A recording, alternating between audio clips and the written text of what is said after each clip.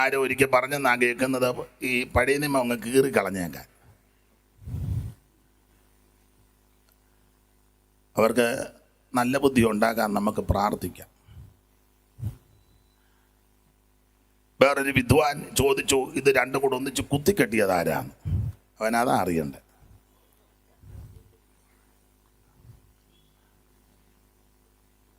ഇപ്പം കണ്ണനത്തിനും ഉടക്കിനുമുള്ള സമയമല്ല. ദൈവകൃപയിൽ ശരണപ്പെട്ട് വചനത്തിൻ്റെ അടിസ്ഥാനത്തിൽ പറയാം, ഈ തിരുവെടുത്ത് 66 പുസ്തകത്തിൽ നിന്നും പ്രസംഗിക്കാം. കോരേശിൻ്റെ വലങ്കയ്ക്ക് ദൈവം പിടിച്ചിരിക്കുന്നു. ഇന്ന് രാത്രി ഞാൻ സംസാരിക്കാൻ ആഗ്രഹിക്കുന്ന ഒരു ചെറിയ വിഷയം, ദൈവം വലങ്കയ്ക്ക് പിടിക്കുന്ന ദൈവമാണ്. ദൈവം വലങ്കയ്ക്ക് പിടിച്ചാൽ എന്ത് നടക്കും, എന്തിനാ പിടിക്കുന്നത്, അതൊക്കെ ചിന്തിക്കാനാണ് ഇന്ന് രാത്രി ആഗ്രഹിക്കുന്നത്. പഴയ നിയമ പുസ്തകങ്ങൾ 39. ആ പഴയ നിയമ പുസ്തകങ്ങളെ തന്നെ പഠിക്കാനായിട്ടും മനസ്സിലാക്കാൻ തരംതിരിച്ചാണ് പഠിക്കുന്നത്.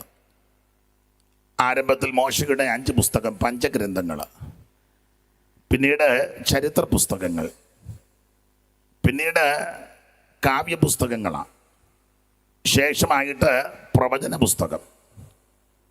ആ പ്രവചന പുസ്തകത്തെ തന്നെ 2ആയിട്ട് പകുത്താണ് പഠിക്കുന്നത്, വലിയ പ്രവാചകന്മാരും ചെറിയ പ്രവാചകന്മാരും. പ്രവാചകന്മാരുടെ വലിപ്പമോ കാശിൻ്റെ തെള്ളുമൊന്നും അനുസരിച്ചല്ല, പ്രവചനത്തിൻ്റെ ആഴമനുസരിച്ചാണ്. വലിയ പ്രവാചകന്മാരുടെ നിരയിൽപ്പെട്ട വ്യക്തികളാണ് യെശയ്യാവ്, യിരെമ്യാവ്, യെഹെസ്കേൽ, ദാനിയേൽ. ഇന്ന് രാത്രി നമ്മൾ വലിയ പ്രവാചകന്മാരുടെ നിരയിൽപ്പെട്ട യെശയ്യാ പ്രവാചകന്റെ പുസ്തകം 45:1 വായിച്ചത്. ഈ യെശയ്യാ പ്രവചന പുസ്തകം ഇവിടെ ഇരിക്കുന്ന ദൈവദാസന്മാർക്കും ദൈവമക്കൾക്കും ഒക്കെ ഇതറിയാം. അറിയാത്ത ആരെങ്കിലും ഉണ്ട് അവരുടെ അറിവിനായി പറയുന്നത്. യെശയ്യാ പ്രവാചകന്റെ പുസ്തകത്തിൻ്റെ ഒരു വിശേഷത, വേറെ പുസ്തകത്തിന് 66 പുസ്തകമുള്ളതുപോലെ യെശയ്യാ പ്രവചനത്തിന് 66 അധ്യായങ്ങളുണ്ട്, നമുക്കറിയാം. ഈ പ്രവചന പുസ്തകത്തിൻ്റെ ഒരു വിശേഷത, യെശയ്യാവ് ഒരു പ്രവാചകനാ, അപ്പോൾ തന്നെ അദ്ദേഹത്തിൻ്റെ ഭാര്യയും ഒരു പ്രവാചകിയാണ്. അത് വലിയ അനുഗ്രഹിക്കപ്പെട്ട കാര്യമാണ്.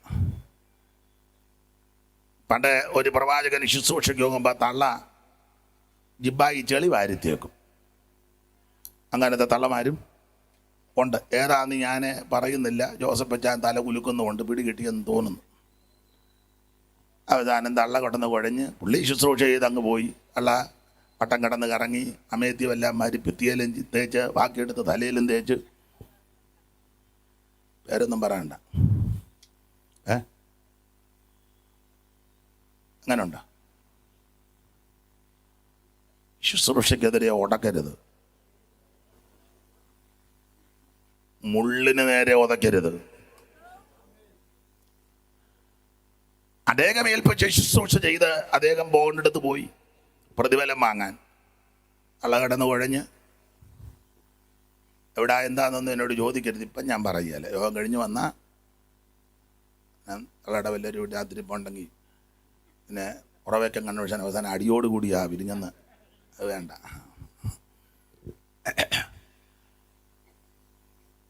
അപ്പൊ ഈ യെശയ്യാവ് ഒരു പ്രവാചകനാ, അദ്ദേഹത്തിൻ്റെ സഹധർമ്മിണി അവരൊരു പ്രവാചകിയാണ്.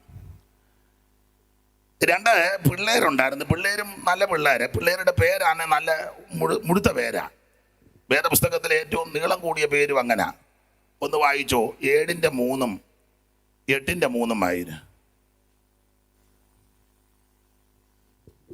എന്നാ നടപടിയുണ്ടോ?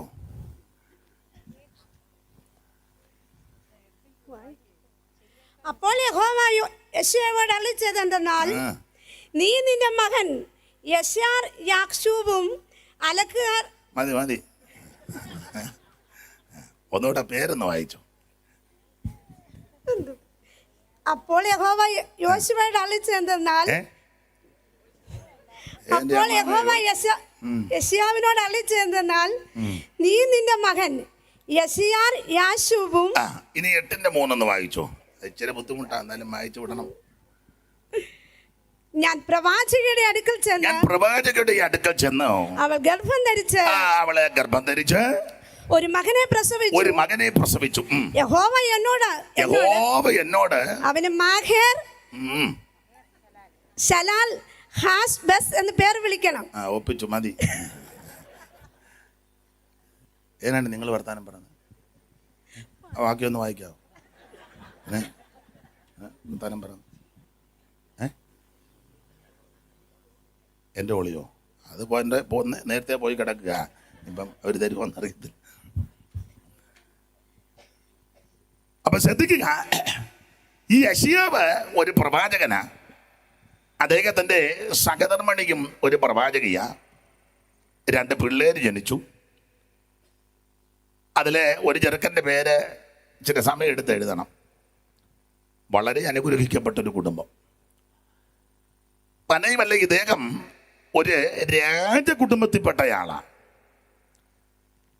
അതവിടെ നിൽക്കട്ടെ. ആ ഭാഗത്തേക്ക് വരുന്നതിന് മുന്നേ യെശയ്യാ പ്രവാചകന് വേദപണ്ഡിതാക്കൾ കൊടുത്തിരിക്കുന്ന ഒരു വിശേഷണ പദം സുവിശേഷ പ്രവാചകൻ എന്ന്.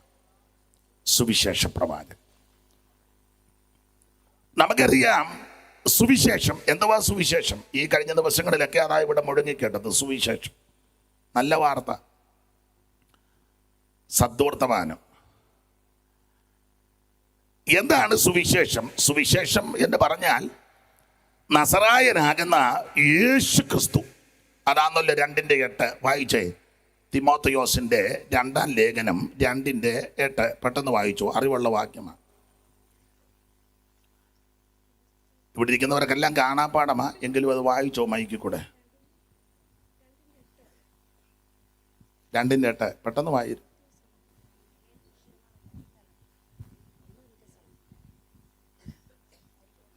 ആകയാൽ പുരുഷന്മാർ എല്ലായിടത്തും എന്താ വച്ചേ തിമോത്തിയോസിന്റെ ഏത് ലേഖനം എടുത്ത് വായിച്ചു? ഇങ്ങോട്ട്. അത് ജോമൻ പാസ്റ്റർ വൈഫാണോ? മുന്നോട്ട് കയറിയിരി. അങ്ങോട്ട് മൈക്ക് കൊടുക്കുക കുഞ്ഞേ.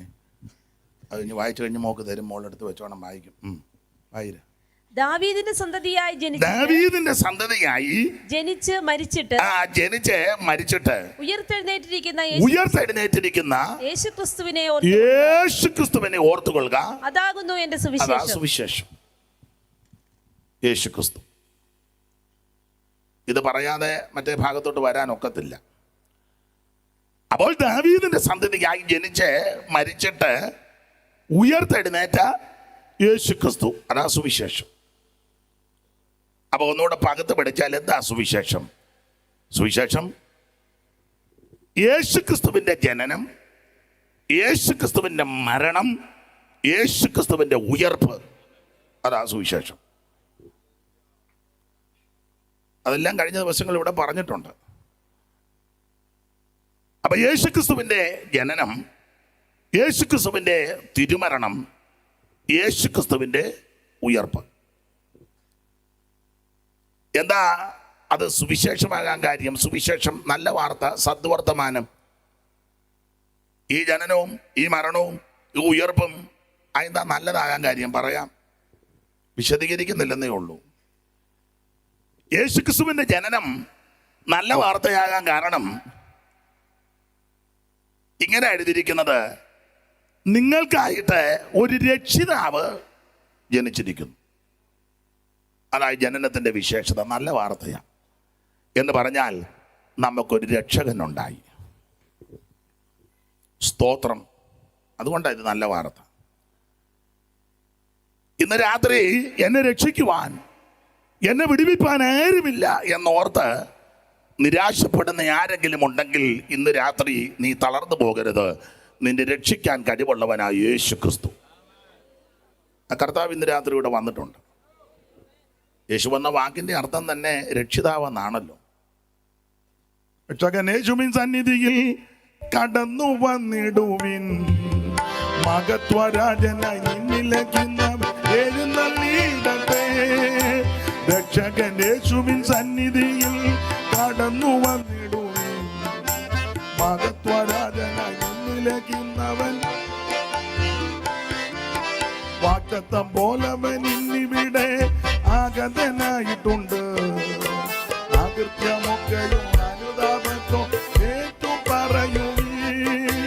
വാഗ്ദത്തം പോലവൻ ഇന്നിവിടെ ആഗതനായിട്ടുണ്ട്. അകൃത്യമൊക്കെയും അനുതാപത്തോ ഏറ്റു പറയുവീ. പാപം പോക്കിടും നിൻ രോഗം നീക്കിടും. പാപം പോക്കിടും നിൻ രോഗം നീക്കിടും. ഓ ശുദ്ധനാക്കി നിന്നെ സ്വന്തം പുത്രനാക്കിടുന്നു. ആമേൻ. ശുദ്ധനാക്കി നിന്നെ സ്വന്തം പുത്രനാക്കിടും. ആമേൻ. രക്ഷകൻ യേശുവിൻ സന്നിധിയിൽ കടന്നു വന്നിടുവിൻ. ഓ മഹത്വരാജനായി നിന്നിലേക്കുന്നവൻ എഴുന്നള്ളട്ടെ. ആമേൻ. രക്ഷകൻ യേശുവിൻ സന്നിധിയിൽ കടന്നു വന്നിടുവിൻ.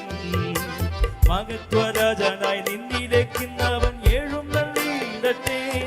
കരമുയർത്തി ദൈവത്തെ മഹത്വപ്പെടുത്തിയാട്ടെ. ഹല്ലേലൂയ.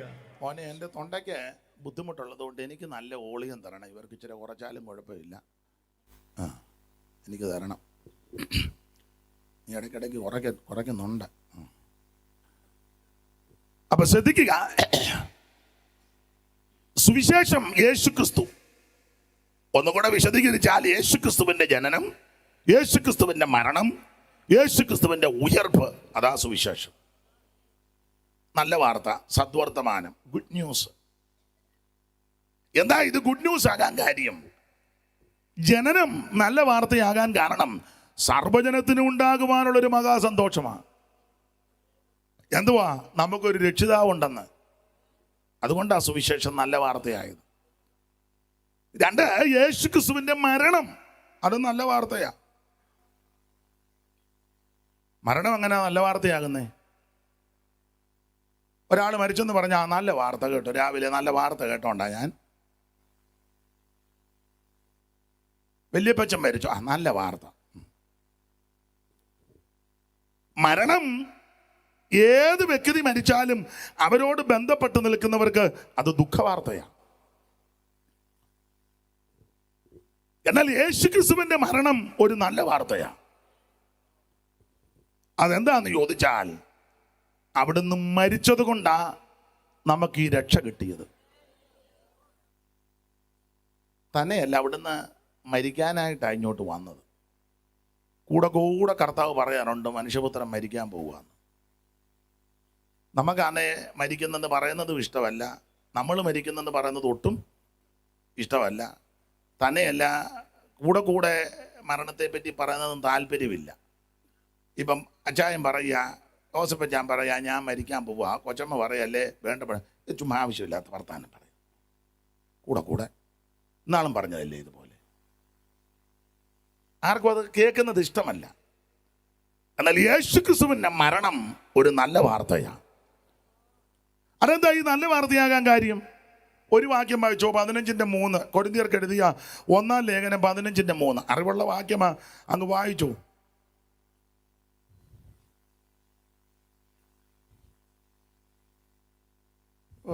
ക്രിസ്തു നമ്മുടെ പാപങ്ങൾക്ക് വേണ്ടി തിരുവെഴുത്തുകളിന് പ്രകാരം മരിച്ചു. അതായത് നല്ല വാർത്തയായത്. ക്രിസ്തു നമ്മളുടെ പാപങ്ങൾക്ക് വേണ്ടി തിരുവെഴുത്തുകൾ പ്രകാരം മരിച്ചു. അതുകൊണ്ട് ഇത് നല്ല വാർത്തയാണ്. ഞാനും നിങ്ങളും ചെയ്ത പാപത്തിന് പരിഹാരം വരുത്തുവാൻ യേശു ക്രിസ്തു നമുക്ക് വേണ്ടി മരിച്ചു. അതുകൊണ്ട് അവിടുത്തെ തിരുമരണം ഇത് നല്ല വാർത്തയാണ്. നമുക്ക് വേണ്ടി ഒരുവൻ മരിച്ചല്ലോ. ആട്ടെ, അധികം വിവരിക്കുന്നില്ല. കർത്താവിന് മഹത്വം. അതെല്ലാം കഴിഞ്ഞ ദിവസങ്ങളിൽ നന്നായിട്ട് വിസ്തരിച്ചെന്ന് എനിക്കറിയാം. അവിടുത്തെ ഉയർപ്പും നല്ല വാർത്തയാണ്. ഞാൻ പോയിട്ടില്ലെങ്കിലും പോയിട്ടുള്ളവർ പറയുന്നത് കല്ലറയുടെ അവിടെ എഴുതിയിട്ടുണ്ട് അവൻ ഇവിടെ ഇല്ലെന്ന്. ഇല്ല, ഇവിടെ ഇല്ല. നിങ്ങൾ ഉള്ളവനെ മരിച്ചവരുടെ ഇടയിൽ എന്തിനാ അന്വേഷിക്കുന്നത്? ഉയർത്തെഴുന്നേറ്റു. നിങ്ങൾക്ക് മുമ്പേ ഗലീലയ്ക്ക് പോയിട്ടുണ്ടെന്ന് പറയുക മാത്രമല്ല, അവർക്കെല്ലാവർക്കും പ്രത്യക്ഷനായി. കേഫാവിനും 12 15 500-ലധികം സഹോദരന്മാർക്ക് ഒരുമിച്ചും മറിയയ്ക്കും എല്ലാവർക്കും പ്രത്യക്ഷനായി. ഇത് നല്ല വാർത്തയാണ്. അപ്പൊ ഇന്ന് രാത്രി അതാണ് സുവിശേഷം, യേശു ക്രിസ്തു. ഈ സുവിശേഷത്തിന്റെ വിശേഷതയുണ്ട്.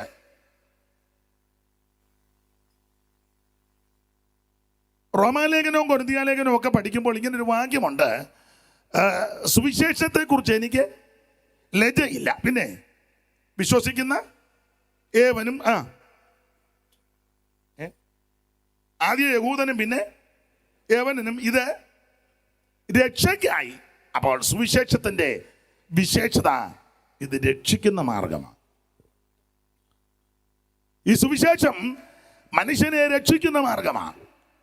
സകല മാനവജാതിയെ രക്ഷിക്കാൻ ഒരേ ഒരു മാർഗം, ഒരേ ഒരു വഴി, ഒരേ ഒരു വാതിൽ, അത് നസറയനാകുന്ന യേശു ക്രിസ്തു. സുവിശേഷം രക്ഷ തരുന്ന മാർഗമാണ്. എഫേസ്യ ലേഖനത്തിൽ ഇങ്ങനെ ഒരു പ്രയോഗമുണ്ട്, വേദപുസ്തകം പഠിക്കുന്നവർക്കറിയാം, സമാധാന സുവിശേഷം. സമാധാന സുവിശേഷം കാലിന്. അപ്പൊ സുവിശേഷത്തിന്റെ വേറൊരു വിശേഷത, ഇത് സമാധാനം തരുന്നതാണ്. സുവിശേഷം എവിടെ പറയുന്നു അതെല്ലാം സമാധാനത്തിൻ്റെ മാർഗമായത്. അതല്ലേ നമ്മൾ എവിടെയെങ്കിലും ചെന്നൊരു പരസ്യവും നടത്താൻ നേരത്തെ പൊടിമീശയുള്ളവനെ മുണ്ടുമൊക്കെ മടക്ക് കൊത്തി ഇങ്ങനെ ഇങ്ങനെ ഞെരടി വെച്ചു ഉടനെ തന്നെ നമ്മൾ കെട്ടും പാണ്ടും എടുത്തോണ്ട് പോവുക. എന്താ ചെയ്ത് സമാധാനം. അവിടെ കിടന്ന അടിയുണ്ടാക്കാൻ നേരമില്ല. മറ്റവരങ്ങനല്ല. ചുണയുണ്ടോടാ ഞങ്ങളെ ഇവിടുന്ന് ഉടനെ അവൻ ഫോൺ ചെയ്യും, മറ്റവൻ വടിവാളുമായിട്ട് വരും, മറ്റവൻ നാടൻ ബോംബുമായിട്ട് വരും, അവൻ്റെ പള്ളയെ കയറ്റും. എന്തെല്ലാം പൈതരണികളാണ്. ഞങ്ങൾ ഇതിനൊന്നും പ്രതികരിക്കാത്ത എന്താണെന്ന് വെച്ചാൽ ഇത് സമാധാനത്തിൻ്റെ മാർഗമാണ്. അതെ, ഞാൻ സാധാരണ യാത്രയൊക്കെ ചെയ്യുമ്പോൾ നിങ്ങൾ കണ്ടിട്ടുണ്ടോ എന്നറിയത്തില്ല, കണ്ടേലും നിങ്ങളിപ്പം മിണ്ടുകയില്ലെന്ന് എനിക്കറിയാം. റോഡുമൊക്കെ ബ്ലോക്ക് ചെയ്ത് പല കാര്യങ്ങൾ കാട്ടിക്കൂട്ടുന്നതൊക്കെ കാണാറുണ്ട്. നമ്മൾ ധൃതി പിടിച്ചു പോകുമ്പോഴാണ് വേറെ വഴി കൂടെ വിടുന്നത്. ചിലയിടത്ത് ചെല്ലുമ്പം വഴി പോലും നമുക്ക് തിട്ടമില്ല. ഇല്ലേ, മുമ്പേ ഗമിച്ചിടുന്ന ഗോവ് തൻ്റെ പിമ്പേ ഗമിക്കും ബഹു കോക്കളല്ല എന്ന് പറഞ്ഞ പോലെ മുന്നേ പോകുന്ന വണ്ടിയുടെ പുറകെ നമ്മൾ അങ്ങ് പോയി ഇതിലേ കൂടെയൊക്കെയാണോ പോകുന്നത്. അതിനാ അവിടെ ഇന്ന കാര്യം നടന്നുകൊണ്ടിരിക്കുക, വണ്ടി വിടുകയല്ല. അതേസമയം നമ്മൾ ആ നട റോഡിലോട്ട് 10 വേദപുസ്തകം ഡെസ്ക് ഇട്ടേച്ച് മേളിലോട്ട് വെച്ച് വെക്കുകയില്ലെന്നറിയാം. അഥവാ വെച്ചാലോ ഡെസ്കും കാണുകയില്ല, ഡെസ്ക് വെക്കുന്നവനും കാണുകയില്ല. ഡെസ്കിൻ്റെ പുറത്തിരിക്കുന്ന ഈ പുസ്തകം വന്ന് അന്നേരം ഇത് കത്തിക്കും. നമ്മളങ്ങനെ ചെയ്യാറില്ല. അതിനാ ഇത് സമാധാനത്തിൻ്റെ മാർഗമാണ്. സ്തോത്രം. ഏനാ നിങ്ങളെല്ലാം പമ്മിയിരിക്കുന്നേ ഈ കാര്യം പറയുമ്പോൾ? സുവിശേഷം സമാധാനമാണ്. ഈ സുവിശേഷം ഒരു വ്യക്തിയുടെ ജീവിതത്തിൽ വന്നാൽ ആ വ്യക്തിക്ക് സമാധാനമാണ്. കമ്പോളത്തിലെല്ലാം കിട്ടും, സമാധാനം കിട്ടുകയല്ല. മാർക്കറ്റിലെല്ലാം കിട്ടും. പണ്ടൊക്കെ പറയുകയല്ലേ, അപ്പനെയും അമ്മയും വരെ കിട്ടും. കോളേജിൽ പഠിക്കുന്ന ചെറുക്കനെ കുശൃതി കാണിച്ചു, ഉടനെ പ്രിൻസിപ്പലോ അല്ലെങ്കിൽ പ്രൊഫസറോ ചുമതലപ്പെട്ടൊരു പറയുക, നാളെ അപ്പനെയും വിളിച്ചുകൊണ്ട് വരാതെ ക്ലാസ്സിൽ കയറ്റുകയില്ല. കാശുണ്ടെങ്കിൽ ചന്തയിൽ നിന്നൊരു അപ്പനെ കിട്ടും. അങ്ങനെ വിളിച്ചുകൊണ്ട് പോയവരും ചിലപ്പോൾ ഇതിനകത്ത് കാണും. അപ്പനായിട്ട് അഭിനയിച്ച പുള്ളിക്കാരും ചിലപ്പോൾ ഇതിനകത്ത് കാണും. പിന്നെ ഇരിപ്പ് കണ്ടിട്ട് എനിക്ക് ഡൗട്ടും ഉണ്ട്. കാശ് കൊടുത്താൽ മതി. കാശ് കൊടുത്താൽ എന്തും കിട്ടുന്ന ഒരു കാലമാണ്, ലോകമാണ്. പക്ഷേ സമാധാനം കിട്ടത്തില്ല. സമാധാനം കാശ് കൊടുത്താൽ കിട്ടുകയില്ല. സമാധാനം യേശുവിൽ കൂടിയാണ്. ക്രിസ്തു നമ്മുടെ സമാധാനം.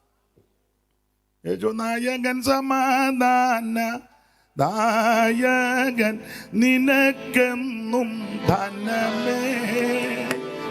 എന്തിനാകുലം കലരുന്നൻ മനമേ, എന്തിനാകുലം കലരുന്നൻ മനമേ.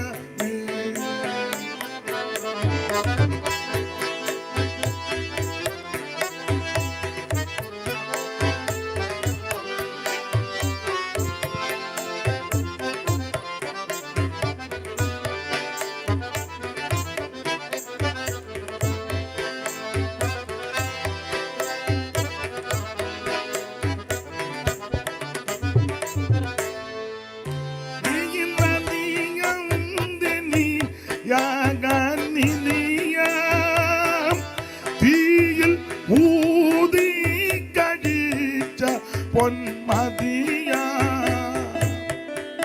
നീന്നധികം തനിയാക നിധിയാ തീയിൽ ഊതി കഴിച്ച പൊന്മതിയാ പൂവിൽ ക്രിസ്തുവുള്ളവനെ പോൽ ഇത്രമ ധനികൻ ഇല്ലറിയ എന്തിനാകുലം കലരുന്നൻ മനമേ എന്തിനാകുലം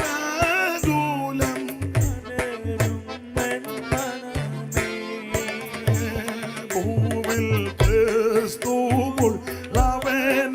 പോൽ ഇത്രമ ധനികനിൽ എന്തിനാകുലം മനമേ എന്തിനാകുലം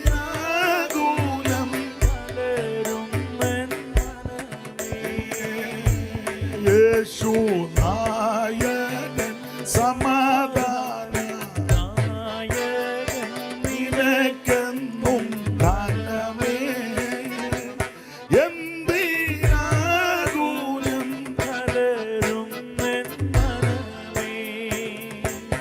എന്തിനാകുലം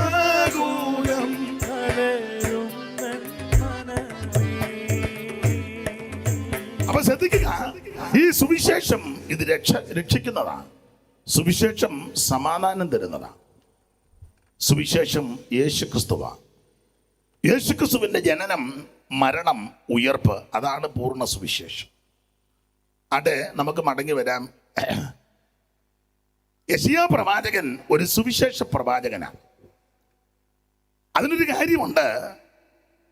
യെശയ്യാ പ്രവാചകൻ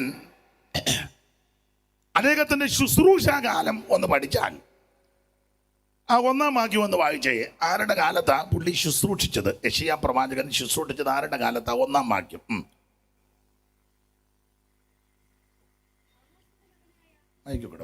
ആമോസിന്റെ മകനായ യെശയ്യാവ്, യഹൂദ രാജാക്കന്മാരായ ഉസിയാവ്, യോഥാം, ആഹാസ്, യെഹിസ്കീയാവ് എന്നിവരുടെ കാലത്ത് യഹൂദിയെയും യെരൂശലേമിനെയും പറ്റി ദർശിച്ച ദർശനം. അപ്പൊ ശ്രദ്ധിക്കുക, ആമോസിന്റെ മകനാകുന്ന യെശയ്യാവ്, യഹൂദ രാജാക്കന്മാരാകുന്ന ഉസിയാവ്, യോഥാം, ആഹാസ്, യെഹിസ്കീയാവ്, 4 പേരുടെ കാലം.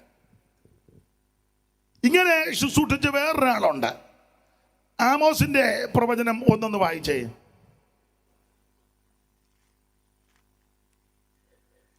ഞാൻ പറയുന്നത് നിങ്ങൾക്ക് തിരിയുന്നില്ലെന്ന് തോന്നില്ലയോ? തെക്കോവയിലെ ഇടയന്മാരിൽ ഒരുത്തനായ ആമോസ് യഹൂദ രാജാവായ ഉസിയാവിന്റെ കാലത്തും ഇസ്രായേൽ രാജാവായ യോവാശിന്റെ മകനായ യൊരോബെയാമിന്റെ കാലത്തും ഭൂകമ്പത്തിന് 2 അപ്പൊ ശ്രദ്ധിച്ചേ, ഇവരെല്ലാം ഈ പ്രവചന ശുശ്രൂഷ നടത്തിയ കാലമാണ്. അപ്പോൾ യെശയ്യാവ് പ്രവചിക്കുന്നത് ഈ 4 വമ്പൻ രാജാക്കന്മാരുടെ കാലത്താണ്. ഉസിയാവ്, യോഥാം, ആഹാസ്, ഹിസ്കീയാവ്, അവരുടെ കാലത്താണ് ശുശ്രൂഷിക്കുന്നത്. അവരുടെ കാലത്ത് ശുശ്രൂഷിക്കുക എന്ന് പറഞ്ഞാൽ വലിയ ബുദ്ധിമുട്ടാണ്.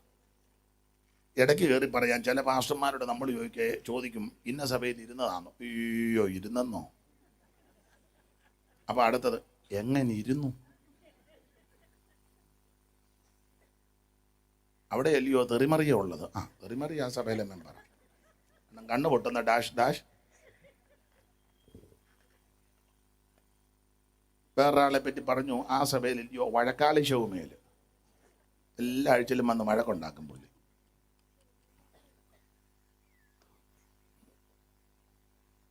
വേറെ പേരുകളൊക്കെ ഓർക്കുന്നുണ്ടെന്നും പറയുന്നില്ല. അപ്പൊ അവിടെയൊക്കെ എങ്ങനെ ഇരുന്നു എന്ന് പറഞ്ഞതുപോലെ ഈ 4 വമ്പൻ രാജാക്കന്മാരുടെ കാലത്താണ് യെശയ്യാവ് ശുശ്രൂഷിക്കുന്നത്. അതെന്താ? ഇവരെല്ലാം നല്ല ഒന്നുകൊന്നൊക്കെ മെച്ചവാ. ആദ്യം ഉസിയാവ്, ഞാൻ എപ്പോഴും പറയും, നിങ്ങൾക്ക് പറയാം, അയാൾ പള്ളിക്കകത്ത് വഴക്കുണ്ടാക്കിയവനാ. വായിച്ചേ, 26-ന്റെ 16 ആദ്യം വായിക്കണം. ദിനവൃത്താന്തങ്ങളുടെ 2-ാം പുസ്തകം 26-ന്റെ 16 വായിക്കണം ആദ്യം.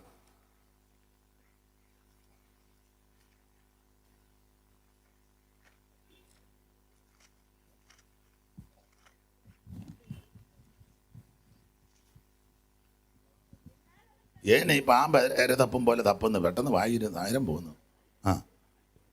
എന്നാൽ അവൻ ബലവാനായപ്പോൾ അവന്റെ ഹൃദയം അവന്റെ നാശത്തിനായിട്ട് അവന്റെ നാശത്തിനായിട്ട് നിഗളിച്ചു. പിന്നെ അവൻ തന്റെ ദൈവമായ യഹോവയോട് കുറ്റം ചെയ്തു. ധൂപപീഠത്തിന്മേൽ ധൂപം കാട്ടുവാൻ യഹോവയുടെ ആലയത്തിൽ കടന്നു ചെന്നു. ഉസിയാവിനെ പറ്റിയായി പറയുന്നത്. ഇവന് ബലവാനായപ്പോൾ, സഹോദരി ഒന്നുകൂടെ വാക്യം വായിച്ചേ 16. എന്നാൽ അവൻ ബലവാനായപ്പോൾ, ഇച്ചിരി കാശും പുത്തനും ചുറ്റുപാടുമൊക്കെ ആയപ്പോൾ ഇവന് അഹങ്കാരം കൂടി. അങ്ങനെ മിക്കവരും സഭയിലാന്നേലും ദേശത്താന്നേലും നാട്ടിലാന്നേലും ഒക്കെ പമ്മി നിൽക്കുന്ന നമ്മൾ കാണുമ്പോൾ പറയും ഒരു പാവത്താനാന്ന്. ഒരു പാവമല്ല, ഇവൻ്റെ പരിവക്കേടായതുകൊണ്ട് നിൽക്കുക. ഇവനെ 10 പുത്തനും ഇച്ചിരി ചുറ്റുപാടും ആകുമ്പോൾ ഇവൻ്റെ താനി നിറം അന്നേരം വെളിപ്പെടും. ഇപ്പോൾ ഒരു സൈക്കിള് പോലും ഇല്ലാത്ത കൊണ്ടാണ് ഇങ്ങനെ. ഇവനെ കാശ് കിട്ടി ഒരു ബുള്ളറ്റ് മേടിക്കട്ടെ, എന്നിട്ട് പൊട്ടപ്പളം അമിട്ട് പൊട്ടി വരും പോലെ വരും. കാളക്കൊമ്പ് പോലെ എക്സ്ട്രാ കൊമ്പും ഒക്കെ പിടിപ്പിച്ച് അതിനെന്നാ പറയുന്നത്, ഇതിനെന്തുവാ പറയുന്നത്? ഓ, ജോയി പാസ്റ്റർ ഒന്നും പറയുന്നുമില്ല. ഇവൻ്റെ അവരെ വന്നേരം കണ്ടില്ലേ, മൊത്തം കീറിയ ഒരു നിക്കറും മുടിയെല്ലാം ഒന്ന് വളർത്തി റബ്ബർ ബാൻഡും ഒക്കെ ഇട്ട്. ഇതൊക്കെ മുമ്പ് വളരെ മര്യാദയ്ക്ക് ജീവിച്ചവനാ. കോട്ടപ്പുറത്ത് കൊച്ചമ്മ പറഞ്ഞതുപോലെ അമേരിക്ക ഇവിടെ നടന്ന പുള്ളി അമേരിക്ക പോയിച്ച് തിരിച്ചു വന്ന് ഭയങ്കര സാക്ഷി പറഞ്ഞപ്പം തള്ള കയറി ഉടക്കി. എന്നെ സാം ചോദിച്ചു മിണ്ടായിരിക്കും. പിന്നെ അവൻ അങ്ങോട്ട് പോയി 2 പുത്തം കിട്ടി എൻ്റെ എടുക്ക വേണ്ടെന്ന്. അല്ല, അങ്ങനെയുള്ള ആൾക്കാരുണ്ട്. ഇപ്പൊ പാവം കളിച്ചിങ്ങനെ ഇരിക്കും. അയ്യോ എന്തേലുമൊക്കെ കയ്യിലോട്ട് കിട്ടട്ടെ, നന്മ എന്തേലുമൊക്കെ കിട്ടട്ടെ, അന്നേരം തനി നിറം. എല്ലാവരും അങ്ങനെയാന്നല്ല, സിംഹഭാഗം അങ്ങനെ. എന്നാൽ ചില ആൾക്കാരുണ്ട്, എത്ര നന്മ കിട്ടിയാലും അഹങ്കരിക്കാതെ വിധേയത്വത്തോടെ ഇടപെടുന്ന എത്രയോ പേരുണ്ട്. അവരെ ഓർത്ത് ദൈവത്തെ സ്തുതിക്കുന്നു. അങ്ങനെ ഒത്തിരി ആൾക്കാരുണ്ട്. ഞാൻ ആ ഭാഗത്തേക്കൊന്നും പോകുന്നില്ല. ദൈവം നിനക്ക് നന്മ തരുമ്പോൾ കുറച്ചുകൂടെ വിനയപ്പെട്ടോണം. ദൈവം നിന്നെ പുലർത്തുമ്പോൾ കുറച്ചുകൂടെ എളിമപ്പെട്ടോണം. ദൈവത്തിന് മഹത്വം. ഇവന് ബലവാനായപ്പോൾ അവന്റെ ഹൃദയം അവന്റെ നാശത്തിനായിട്ട് നാശത്തിനായി. അടുത്തത്, അവൻ തന്റെ ദൈവമായ യഹോവയോട് കുറ്റം ചെയ്തു. ദൈവത്തോട് കുറ്റം ചെയ്തു. കുറ്റമാ. ഇവന് കാശും പുത്തനും പൊസിഷനും ആയപ്പോൾ ഇവനകത്ത് കയറി, ആ പള്ളിക്കകത്ത് കയറി ധൂപം കാട്ടാനൊരുങ്ങി. അപ്പോൾ പുരോഹിതന്മാർ പറഞ്ഞു, ഉസിയാവേ, ഇത് പുരോഹിതന്മാരുടെ ശുശ്രൂഷ, നീ ഇത് ചെയ്യരുത്. അവൻ പറഞ്ഞു, ഞാനാ ഇതൊക്കെ നിയന്ത്രിക്കുന്നെന്ന്. അങ്ങനെയൊക്കെ കാശുള്ള ചില ആൾക്കാർ സഭ ഭരിക്കുന്നവരുണ്ട്. 10 പുത്തനും ഇച്ചിരി കാശും കിട്ടിയാൽ പിന്നെ അവൻ ആ പാസ്റ്റർമാരെ ഇരുത്തുകയും നിർത്തുക, ഇന്നെ പ്രാർത്ഥിച്ചു തുടങ്ങണം, നിർത്തണം, എല്ലാം ഇവൻ തന്നെ. ഇനി ഒരു ദിവസം ദൈവം പിടിക്കും, സൂക്ഷം നിന്നെ പിടിച്ചിരിക്കും. എന്നാൽ നല്ലതുപോലെ സാമ്പത്തിക ഭദ്രതയുള്ള ചിലര് ഇതിൽ ശുശ്രൂഷയിലൊന്നും കൈകടത്തുകയല്ല. അറുപാട് വിരാസന്മാരെന്തെങ്കിലും പറഞ്ഞ പാസ്റ്റേ വേണ്ട, അത് പാസ്റ്റർ അങ്ങ് ചെയ്താട്ടെ. അങ്ങനെയുള്ള നല്ല മനുഷ്യരും ഉണ്ട്. ഒരു നാണയത്തിന് 2 വശം ഉള്ളതുപോലെ ഉണ്ടല്ലോ എല്ലായിടത്തും ഉണ്ട്. ഇവിടെയും കാണും. ഇപ്പം പമ്മിയിരിക്കുക, കൈയൊന്നും പോക്കണ്ട, വെറുതെ എന്തിനാ. അപ്പോൾ ഇവന്റെ നാശത്തിന് നിഗളിച്ചു. ഇവൻ ധൂപം കാട്ടുവാൻ അകത്ത് ചെന്നപ്പോൾ പുരോഹിതൻ പറഞ്ഞു, ഇത് പുരോഹിതന്മാർ ചെയ്യുന്ന ശുശ്രൂഷയാണ്. ഇവൻ സമ്മതിച്ചില്ല. അവിടെ ഒരു പദമുണ്ട്, ധൂപം കാട്ടുവാൻ കയ്യിൽ ധൂപകലശം പിടിച്ചിരിക്കെ ഇവൻ കോപിച്ചെന്ന 19 വായിര്. ധൂപം കാട്ടുവാൻ കയ്യിൽ ധൂപകലശം പിടിച്ചിരിക്കെ ഉസിയാവ് കോപിച്ചു. എങ്ങനെയുണ്ട്? കോപിച്ചു, വഴക്കുണ്ടാക്കി. ഒറ്റ വാക്കി പറഞ്ഞ പള്ളിക്കകത്ത് വഴക്കുണ്ടാക്കി. പുള്ളിയുടെ കാലത്തായ യെശയ്യാവ് ശുശ്രൂഷിക്കുന്നത് എങ്ങനെയുണ്ട്? ഭയങ്കര വഴക്കാളികളുള്ള സഭയിലൊക്കെ പ്രസംഗിക്കുന്ന പാസ്റ്റർമാർക്ക് വലിയ വീരചക്രം കൊടുക്കണമെന്നാ. അത് മറ്റവർക്ക് കൊടുത്താൽ പോരാ, ഇവർക്ക് കൊടുക്കണം. എന്നോട് ഒരാൾ ചോദിച്ചു, വേറൊരാൾ പറഞ്ഞു പുള്ളി അവിടെ ഇരുന്നതാ. ഞാൻ ചോദിച്ചു അവിടെ, പിന്നെ അയ്യോ അവിടെ അല്ലയോ പാപ്പൂട്ടി ഉള്ളിടത്താന്ന് പുള്ളി. ഒത്തിരി പേരെ ഊട്ടിയോനാ പാപ്പൂട്ടി.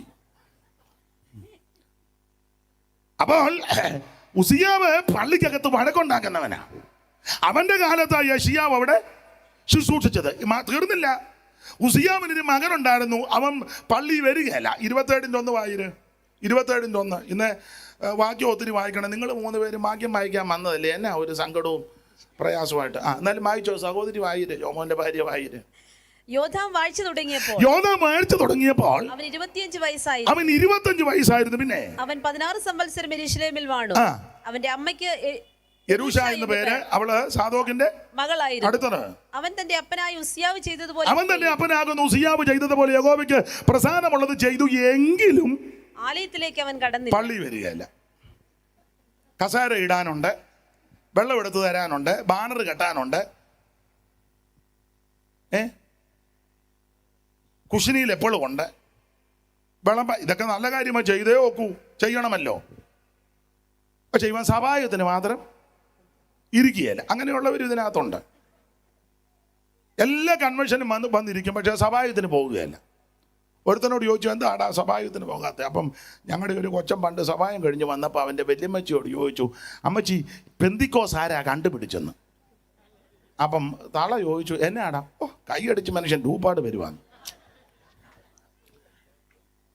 ആദ്യത്തെ 3 പാട്ടിനടിക്കണം, പിന്നെ അത് കഴിഞ്ഞ് അടിക്കണം, അത് കഴിഞ്ഞ് പാസ്റ്റർമാർ പാടുമ്പോൾ അതിനടിച്ചു കൊടുക്കണം, പിന്നെ ഇടയ്ക്കിടയ്ക്ക് ഇളക്കുന്ന ഇക്കിളി ഇടുന്ന പാസ്റ്റർമാരാണെങ്കിൽ അന്നേരം എല്ലാം അടിക്കണം. ഇപ്പോൾ പാസ്റ്റർമാർ തന്നെ പറഞ്ഞിട്ട് കരങ്ങൾ അടിച്ചാട്ടെ, അടിക്കുകയെന്നറിയാം, അതിനെ അടിപ്പിക്കുക, അടിച്ചാട്ടെ.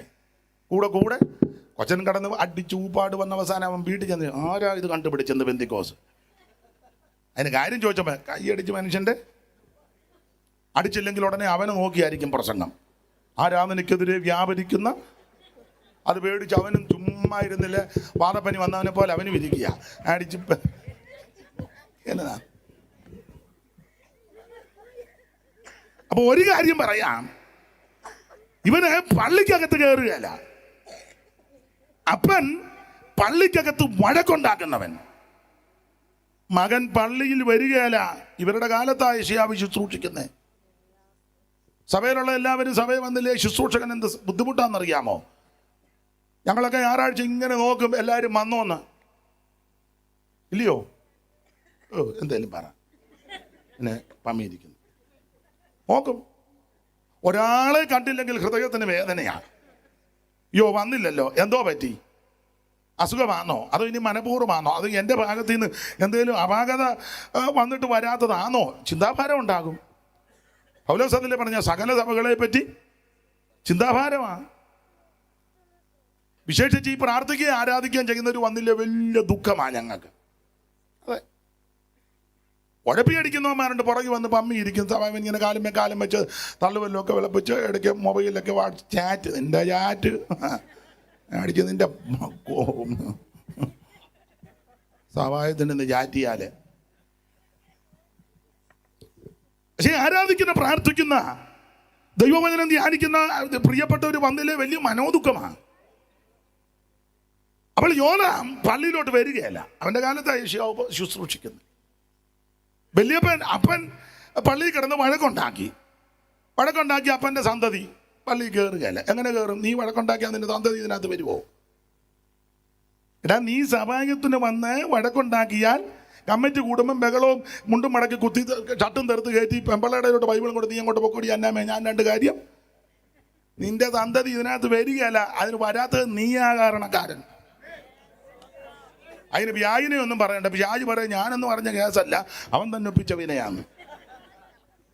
നീ കൂടുതൽ കുഞ്ഞിനെ അഞ്ചൽ ജോർജ് കുട്ടിയെ കൊന്നിട്ട് പത്സിപ്പിക്കുക. യേശുവിൻ്റെ നാമത്തിൽ തലമുറയ്ക്കെതിരെ ഒന്നും വ്യാപരിക്കുന്നില്ല, നീയാ കാരണക്കാരൻ. നിന്റെ സന്തതി പള്ളി വരുന്നില്ലെങ്കിൽ നീയും നിന്റെ വെമ്പളയാ കാരണക്കാരൻ.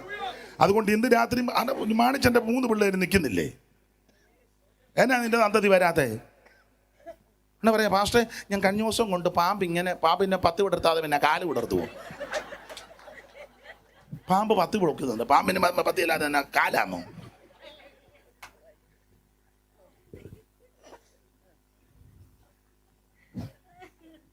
ഒരു കാര്യം ഇന്ന് രാത്രി പറയാം, മാതാപിതാക്കൾ വിശ്വസ്തയോടെ, വിശുദ്ധിയോടെ, ഭക്തിയോടെ ദൈവത്തെ സേവിച്ചാൽ നിന്റെ സന്തതിക്കൊരു ദോഷവും വരത്തില്ല. മകൾ വണങ്ങിടും ദീനദയാലുവേ, മകൾ വണങ്ങിടും ദീനദയാലുവേ, സദയമീ നമ്മെ കാക്കും സൽഗുണ സിന്ധുവേ, സദയമീ നമ്മെ കാക്കും സൽഗുണ സിന്ധുവേ, ഭജിക്കുക നീ നിത്യം യേശു മകനെ, ഭജിക്കുക നീ നിത്യം യേശു മഹേശനെ.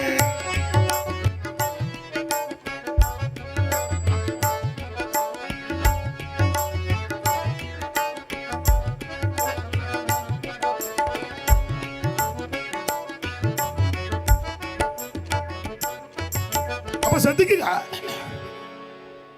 അപ്പന് പള്ളിയിൽ കിടന്ന് വഴക്കുണ്ടാക്കുന്നു, അവന്റെ സന്തതി പള്ളിയിലോട്ട് കയറുന്നില്ല. ഇവരുടെ കാലത്ത് ആ ശുശ്രൂഷ. ഇനി പുള്ളിക്ക് ഒരു മോനുണ്ടായിരുന്നു, അതതിലും വിചിത്രം. 28-24 വായിച്ചേ.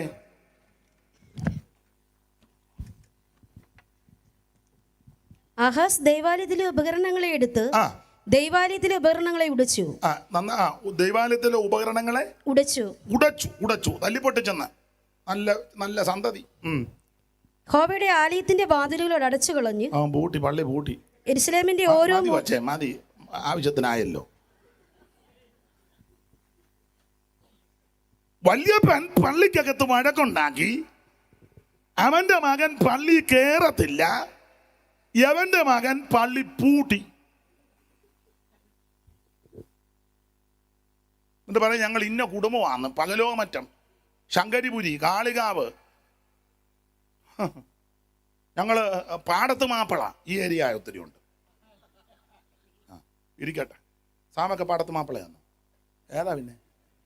എന്തേലും ആട്ടോ, ഒന്നും ഞാൻ പറയുന്ന ഒന്നുമില്ലെന്ന്. നിങ്ങൾ കോട്ടപ്പുറത്തല്ലേ?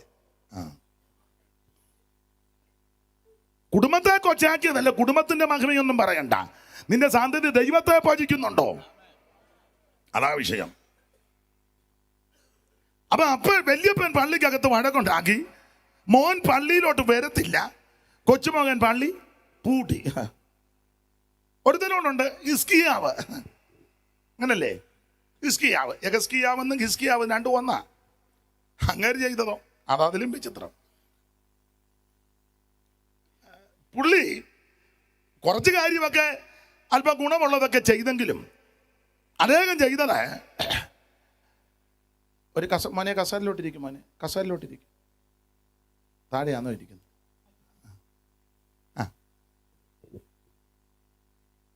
അപ്പൊ ശ്രദ്ധിച്ചേ, അവൻ ചെയ്തത് പള്ളിയുടെ കട്ടലാലും കഥകളെല്ലാം പൊതിഞ്ഞു വെച്ചത് അവൻ പറിച്ചെടുത്തു.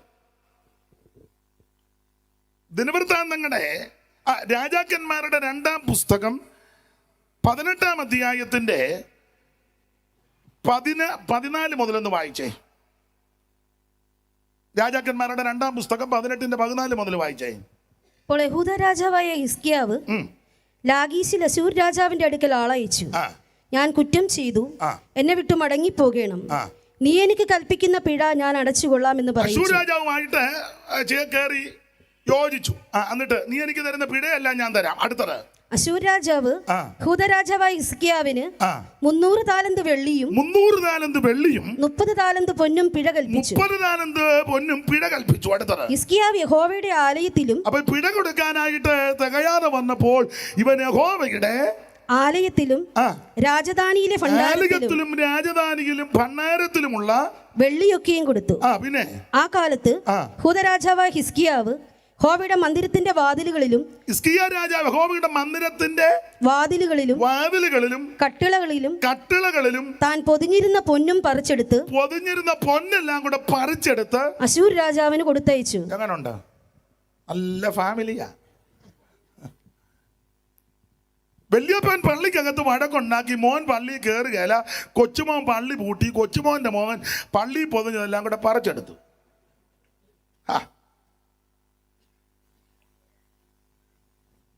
എന്ന് വെച്ചാൽ ഇപ്പൊ കുടുംബയോഗത്തിന്റെ പ്രസിഡന്റ് കളിക്കുക.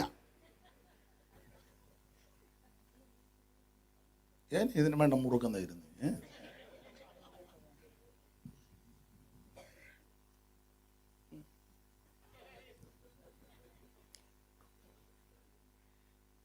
അപ്പൊ കൊച്ചുമകന് ഇത് എല്ലാം കൂടെ പറിച്ചെടുത്തു. ഇവരുടെ കാലത്ത് യെശയ്യാവ് ശുശ്രൂഷിക്കുന്നത് വലിയ ബുദ്ധിമുട്ടാണ്. യവനൊരു മകനുണ്ടായിരുന്നു. അതുകൂടെ പറഞ്ഞു വിട്ടേക്കാം, പറയാൻ ഒത്തിരി ഉണ്ട്. ഇവനൊരു മകനുണ്ട്, അവന്റെ പേര് തന്നെ ഒത്തിരി ഗുണമുള്ളതല്ല. എന്തുവാ? മനേശേ. 21 ഒന്ന് വായിച്ചേ. മനശ്ശയെ വാഴ്ച തുടങ്ങിയപ്പോൾ അവന് 12 വയസ്സായിരുന്നു. എന്തിനാ ഒത്തിരി പ്രായം? 10 വയസ്സുള്ളത് അവനേക്കാളും നീളമുള്ള വലിച്ചോണ്ടാ നിൽക്കുന്നത്. പണ്ടൊക്കെ ഒരു സ്ത്രീയും ഒരു പുരുഷനും തമ്മിൽ സംസാരിക്കുന്നതൊക്കെ വളരെ പേടിച്ച. ഇപ്പം രണ്ടും കൂടെ തോളെ കൈയിട്ട് നടറോഡിൽ കൂടെ പോവുക. കണ്ടിട്ടില്ലേ? ഒന്നും കണ്ടിട്ടില്ലേ? കാറിലൊന്നും പോകുമ്പോൾ ഒന്നും കണ്ണടച്ച് പോകും റോഡിക്കാന്ന്. ഒന്നും കണ്ടിട്ടില്ല. ഒന്നും മിണ്ടാനൊക്കത്തില്ല. പൗലോസ് പറഞ്ഞൊരു പദമുണ്ട് കേട്ടോ, ലജ്ജയായതിൽ മാനം തോന്നുക. അങ്ങനെ ആയി. പക്ഷെ ഇതിൻ്റെ നടുവിലും വിശ്വസ്തയോടെ നിൽക്കുന്ന ചിലരുണ്ട്. അപ്പൊ ഇവന്റെ പേര് മനേഷെ. ഹിസ്കിയാവിന് ജനിച്ച സന്തതിയാണ്. ഇയാളന്ന് ജാതികാരനെ നല്ലതായിരുന്നു. യെശയ്യാ പ്രവാചകൻ വന്ന് പറഞ്ഞ തീർന്നു, കാര്യമെല്ലാം ക്രമീകരിച്ചോളാൻ. എന്നെ പുള്ളി ചരിഞ്ഞൊരു പ്രാർത്ഥന. നടന്നതെല്ലാം ഓർക്കണം, ചെയ്തതെല്ലാം ഓർക്കണം. മുറ്റത്ത് പോയ പ്രവാചകൻ വന്ന് 15 തന്നേക്കുന്നത്. 15 ആ 15 കിട്ടിയതിൻ്റെ 2-ാം കൊല്ലം ഉണ്ടായതാ മനേഷ്. അപ്പൊ ഇവൻ ചെയ്ത തന്നെ മനേഷയെ വാഴ്ച തുടങ്ങിയപ്പോൾ അവന് വായിക്കും മോളെ. അവന് 12 വയസ്സായിരുന്നു. 12 വയസ്സ്. വിസ്തരിക്കുന്നില്ല. 8-ാം വാക്യം വായിച്ചേ മോളെ. ഞാൻ അവരോട് കൽപ്പിച്ചതൊക്കെയും എന്റെ ദാസനായ മോശെ അവരോട് കൽപ്പിച്ച സകല ന്യായപ്രമാണവും അനുസരിച്ച് നടക്കേണ്ടതിന് അവർ ശ്രദ്ധിക്കുക മാത്രം ചെയ്താൽ ഇനി ഇസ്രായേലിന്റെ കാൽ അവരുടെ പിതാക്കന്മാർക്ക് ഞാൻ കൊടുത്ത ദേശം വിട്ടലയുവാൻ ഇടവരുത്തുകയില്ല എന്ന് യഹോവ കൽപ്പിച്ചിരുന്നു. എന്നാൽ അവർ കേട്ടനുസരിച്ചില്ല. 21:8 കേട്ടനുസരിച്ചില്ല. യഹോവ ഇസ്രായേൽ മക്കളുടെ മുമ്പിൽ നിന്ന് നശിപ്പാൻ ജാതികളെക്കാളും അധികം ദോഷം ചെയ്യുവാൻ മനസ്സ്. അപ്പുറത്ത് ആരാന്ന് പോലും ചിലർക്ക് അറിയാൻ മേല. യാതൊരു സഹകരണമില്ല. അണ്ടാ ചെങ്ങന്നൂര്, റാന്നിയില്, പാണ്ടനാട്, ഇത്രവടം, പിന്നെ അങ്ങോട്ട് പടിഞ്ഞാറുന്ന് വെള്ളപ്പൊക്കം വന്നപ്പം കാശുമൊക്കെ ഇഷ്ടംപോലുള്ള തള്ളയാ. വെള്ളം അങ്ങോട്ട് കിടച്ച് കയറിയപ്പോൾ തള്ളയിരുന്ന് ഞെക്ക് ആ ഗേറ്റ് തുറക്കാൻ. എവിടെ തുറക്കാനോ? വെള്ളം അടിച്ച് കയറി അയാളെ ഞെക്കി ഊപ്പാട് വന്ന് വെള്ളത്തിന് റിമോട്ട് വല്ലതും വിഷയമാണോ? പണ്ട് കരിയമ്പള്ളി ചാക്കോച്ചമ്പഴ തുരുതുരു ആ നടി വരുമ്പോഴാണ് നിന്റെ മണ്ഡലം പ്രസിഡന്റ് ഇത് ഞെക്കുക. ഇങ്ങനെ ഞെക്കിയപ്പോൾ സാമേ ക്ഷമിക്കണേ, ഗേറ്റ് തുറക്കുന്നില്ല. അസമയം പണ്ടങ്ങനല്ല. ഒരു വീട്ടിലൊരു കാര്യമുണ്ടായാൽ അടുത്തുള്ളവരെല്ലാം കൂടും, സഹകരിക്കും. ഇപ്പം അപ്പുറത്തെ വീട്ടിൽ കല്യാണം നടന്നാൽ പോലും അറിയുന്നില്ലല്ലോ. ഇല്ല, പണ്ടൊക്കെ അങ്ങനല്ലല്ലോ. ഞാൻ ആ ഭാഗത്തേക്കൊന്നും പോകുന്നില്ല. നിങ്ങൾ പറയും ഇയാൾ ഇപ്പോഴും 50 കൊല്ലം പുറകിലാന്ന്. അയാൾക്ക് ബോധവും വിവരമൊന്നും ഉള്ളവനല്ല. ആയിക്കോട്ടെ, ഒരു വിവരദോഷിയെങ്കിലും കേരളത്തിലുണ്ടല്ലോ, വലിയ കാര്യം. എല്ലാവരും വിവരമുള്ളവരായ വിവരദോഷിയും വേണ്ടേ? അപ്പൊ ശ്രദ്ധിക്കുക, ഈ ഉസിയാവ് അഗ്രികൾച്ചറിൽ വലിയ കൃഷിപ്രിയനായിരുന്നെന്ന ജലസേചനം. അപ്പൊ അങ്ങനെ ഇരിക്കുമ്പോൾ രാഷ്ട്രത്തിന് വളരെ പുരോഗതിയും മെച്ചവും. അങ്ങനെ ഇരിക്കുമ്പം ഉസിയാവ് മരിച്ചു. യെശയ്യാവിന് ഹൃദയവേദനയുണ്ടായി. അയ്യോ, ഇനി രാജ്യത്തിന്റെ ഭാവി എങ്ങനാ? യഹൂദജനത്തിന്റെ ഭാവി ആരാ ഇനി അവിടെ ഇരുന്ന് ഭരിക്കുന്നത്? ഇനി ഭരിച്ചാൽ ശരിയാകുമോ? ഇനി കൃഷിപ്രിയർ വരുമോ? അതോ ജലസേചനത്തിനൊക്കെ താല്പര്യമുള്ളവർ വരുമോ? ഈ രാജ്യം അധോഗതി പ്രാപിക്കുമോ? ഇനി ആര് ഈ സിംഹാസനത്തിലിരിക്കും എന്നുള്ള ചിന്താഭാരം യെശയ്യാവിനെ അലട്ടിയപ്പോൾ കർത്താവ് ഉയർന്നും പൊങ്ങിയുമുള്ള ഒരു സിംഹാസനത്തിലിരുന്നു.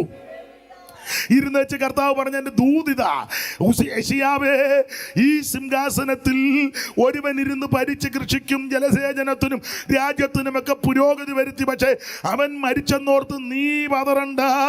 ഇതിലും മെച്ചപ്പെട്ട ഉയർന്നും പൊങ്ങിയുമുള്ള ഒരു സിംഹാസനത്തിൽ ഞാനിരിപ്പുണ്ട്. ഇന്ന് രാത്രി നിന്റെ പ്രിയപ്പെട്ടവൻ മാറ്റപ്പെട്ട് കാണും. ഞാൻ എങ്ങനെ ജീവിക്കും, ഈ കുഞ്ഞുങ്ങളെ എങ്ങനെ വളർത്തും എന്നോർത്ത് നിരാശയോടെ ആരേലും വന്നിട്ടുണ്ടെങ്കിൽ നിരാശപ്പെടരുത്. ആമൻ. നിന്റെ ഭർത്താവിനേക്കാൾ ഉയർന്നും പൊങ്ങിയുമുള്ള സിംഹാസനത്തിൽ ഇരിക്കുന്ന ഒരു കർത്താവ് ഇന്ന് രാത്രി കൂടെ വന്നിട്ടുണ്ട്. യോ, എൻ്റെ കുഞ്ഞുങ്ങൾ മാറ്റപ്പെട്ടു, എൻ്റെ ഭാര്യ മാറ്റപ്പെട്ടു, ഭർത്താവ് മാറ്റപ്പെട്ടു, വരുമാന മാർഗം അടഞ്ഞു. ഇനി ഞാൻ എങ്ങനെ ജീവിക്കും, കുടുംബം എങ്ങനാകും എന്നോർത്ത് ചിന്താഭാരത്തോടെ ആരെങ്കിലും ഇന്ന് രാത്രി എന്നെ കേൾക്കുന്നെങ്കിൽ നിന്നോട് ദൂത് പറയുകയാ, ഉയർന്നും പൊങ്ങിയും ഒരു സിംഹാസനത്തിൽ ഒരുവൻ യേശുവിൻ സന്നിധി യുവതേ അന്നേരം മമ മാനസഖേദം ഒന്നായകലും വെയിലിൽ അന്നേരം മമ മാനസഖേദം ഒന്നായകലും വെയിലിൽ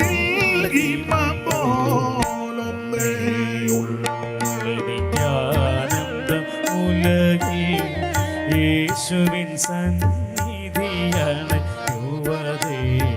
കരമുയർത്തി കർത്താവിന് മഹത്വം കൊടുക്കുക. മോനെ, എനിക്ക് ഒത്തിരി അങ്ങ് ഞാൻ സ്ട്രെയിൻ ചെയ്യേണ്ടതായിട്ട് വരുന്നത് എന്താ കാരണം? എൻ്റെ കുഴപ്പമുണ്ട്. എന്തോ എന്തോ ആരാ? ആ അച്ഛാ, ഇങ്ങോട്ടിരിക്കാമോ? ഇങ്ങോട്ടിരിക്കാമെങ്കിൽ ചിലപ്പോൾ അതിൻ്റെ ആണോ എന്ന് അറിയത്തില്ല, നമുക്കൊന്ന് നോക്കാം. അതിൻ്റെ അല്ലെങ്കിൽ അച്ഛനെ അവിടെ തന്നെ ഇരുത്തും. ദൈവത്തിനും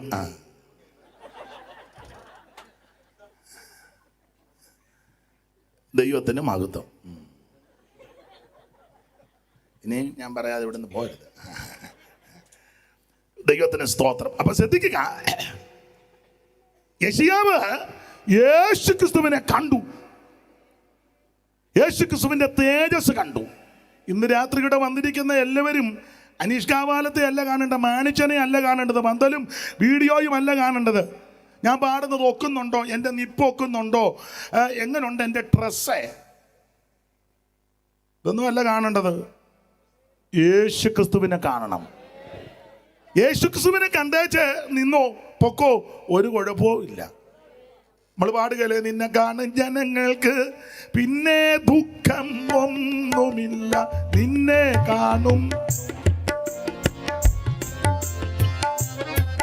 ഓ പരപരമേശ വരമരുളീശ.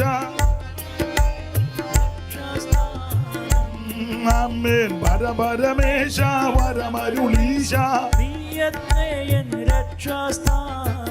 ആദിയെങ്കിൽ കൈപ്പാകിലു അന്ത്യമോ മധുരമത്രേ, കൈപ്പാകിലും അന്ത്യമോ മധുരമത്രേ. ഓ പരപരമേശ വരമരുളീശ.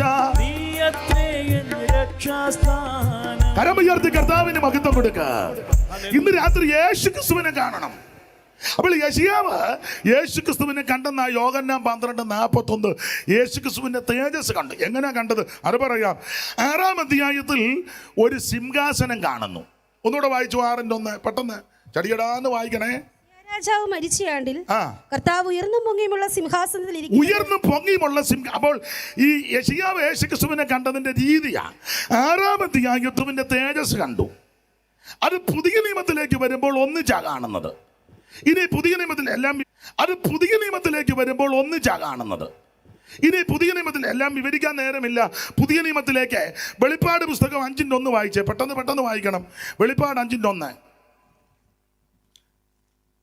അവർക്ക് താമസമാണ്. നിങ്ങൾ പാസ്റ്റർമാരാരെങ്കിലും പെട്ടെന്ന് ഞാൻ സിംഹാസനത്തിൽ ഇരിക്കുന്നവന്റെ പോക്ക് നടക്കുകയല്ല. ഞാൻ സിംഹാസനത്തിൽ ഇരിക്കുന്നവന്റെ വലം കൈയിൽ ഞങ്ങൾ വായിച്ചിട്ട് ഇയാൾ പ്രസംഗിക്കേണ്ടെന്നായിരിക്കും. എന്നാ മോള് തന്നെ വായിരും. ഞാൻ സിംഹാസനത്തിൽ ഇരിക്കുന്നവന്റെ വലം കൈ, ഞാൻ സിംഹാസനത്തിൽ ഇരിക്കുന്നവന്റെ വലം കൈ. അപ്പോൾ യെശയ്യാ പ്രവാചകന്റെ പുസ്തകം 5-ാം അധ്യായത്തിന്റെ 1 ഒരു സിംഹാസനം കാണുന്നു. മോളെ അതിന്റെ 6-ാം വാക്യമായിര്. ഞാൻ സിംഹാസനത്തിന്റെയും 4 ജീവികളുടെയും നടുവിലും മൂപ്പന്മാരുടെ മധ്യത്തിലും ഒരു കുഞ്ഞാട്. അപ്പോൾ യെശയ്യാ പ്രവചനം 6-ാം അധ്യായത്തിൽ സിംഹാസനവും 53 കുഞ്ഞാടും. അത് പുതിയ നിയമത്തിൽ വരുമ്പോൾ വെളിപ്പാട് 5:1 സിംഹാസനവും 5:6 കുഞ്ഞാട്. ഇനി 7-ാം അധ്യായത്തിന്റെ 10 വായിച്ചേ മോളെ. 7:10. രക്ഷ എന്നുള്ളത് സിംഹാസനത്തിൽ ഇരിക്കുന്നവനായ നമ്മുടെ ദൈവത്തിന്റെയും കുഞ്ഞാടിന്റെയും ഒരു വാക്യത്തിൽ സിംഹാസനവും കുഞ്ഞാടും വന്നു. ദൈവത്തിന് മഹത്വം. Praise the Lord. ഇനി അതിന്റെ 17-ാം വാക്യം വായിച്ചേ മോളെ. 17. സിംഹാസനത്തിന്റെ മധ്യേയുള്ള കുഞ്ഞാട് അവരെ അടുത്ത് വന്നല്ലോ കുഞ്ഞാട്. സിംഹാസനത്തിന്റെ മധ്യേയുള്ള കുഞ്ഞാട്. എല്ലാ ഭാഗത്തേക്ക് ഞാൻ പോകുന്നില്ല, വായിക്കാനും ഇച്ചിരി അമാന്തമുണ്ട് തന്നല്ല. പോട്ടെ. ദൈവത്തിന് മഹത്വം. എന്നാലും നിങ്ങൾ വായിച്ചു തരുന്നല്ലോ ദൈവം നിങ്ങളെ. നിങ്ങൾക്കും ഭാഗ്യമുണ്ട് കേട്ടോ. വെളിപ്പാട് 1:3 അത് വായിക്കാനല്ലേ കൊച്ചേ, ഭാഗ്യത്തിന്റെ കാര്യം പറഞ്ഞതാ. അപ്പൊ ശ്രദ്ധിച്ചേ, യെശയ്യാവ് യേശുക്രിസ്തുവിനെ കണ്ടു, യേശുക്രിസ്തുവിന്റെ തേജസ് കണ്ടു. 6-ാം അധ്യായത്തിൽ സിംഹാസനം, 53 കുഞ്ഞാട്. അത് വെളിപ്പാടിലേക്ക് വരുമ്പോൾ വെളിപ്പാട് 5:1 സിംഹാസനം, 5:6 കുഞ്ഞാട്. വെളിപ്പാട് 7:10 സിംഹാസനവും കുഞ്ഞാടും, 17 അടുത്തടുത്ത് നിൽക്കുക സിംഹാസനവും കുഞ്ഞാടും. ഇന്ന് രാത്രി ഈ ദൈവ കുഞ്ഞാടിനെ എല്ലാവരും കാണണം. ഓടിച്ചു പറയാം. ഞാൻ സമയത്തെയും കൂടെ ഭയപ്പെടുകയാണ്.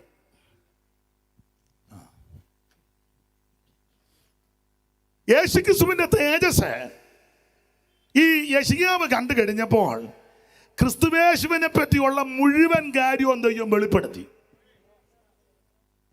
വേറെ ആരുടെയും പുറകെ പോകണ്ട, എല്ലാം വെളിപ്പെടുത്തി കമ്പിവാചകം പോലെ പറയാം. ദൈവത്തിന് മഹത്വം. യെശയ്യാവ് യേശുക്രിസ്തുവിനെ കണ്ടപ്പോൾ ഓരോന്ന് ദൈവം വെളിപ്പെടുത്തി. എന്തോ വെളിപ്പെടുത്തി? ഈ കുഞ്ഞാട് അല്ലെങ്കിൽ ക്രിസ്തുവേശു, യേശു ക്രിസ്തു രക്ഷകൻ എങ്ങനെ ജനിക്കും? 7:14 വായിച്ചോ, ചടിയാണ്. ഇതെല്ലാം അറിവുള്ള വാക്യമാ, വായിച്ചോ.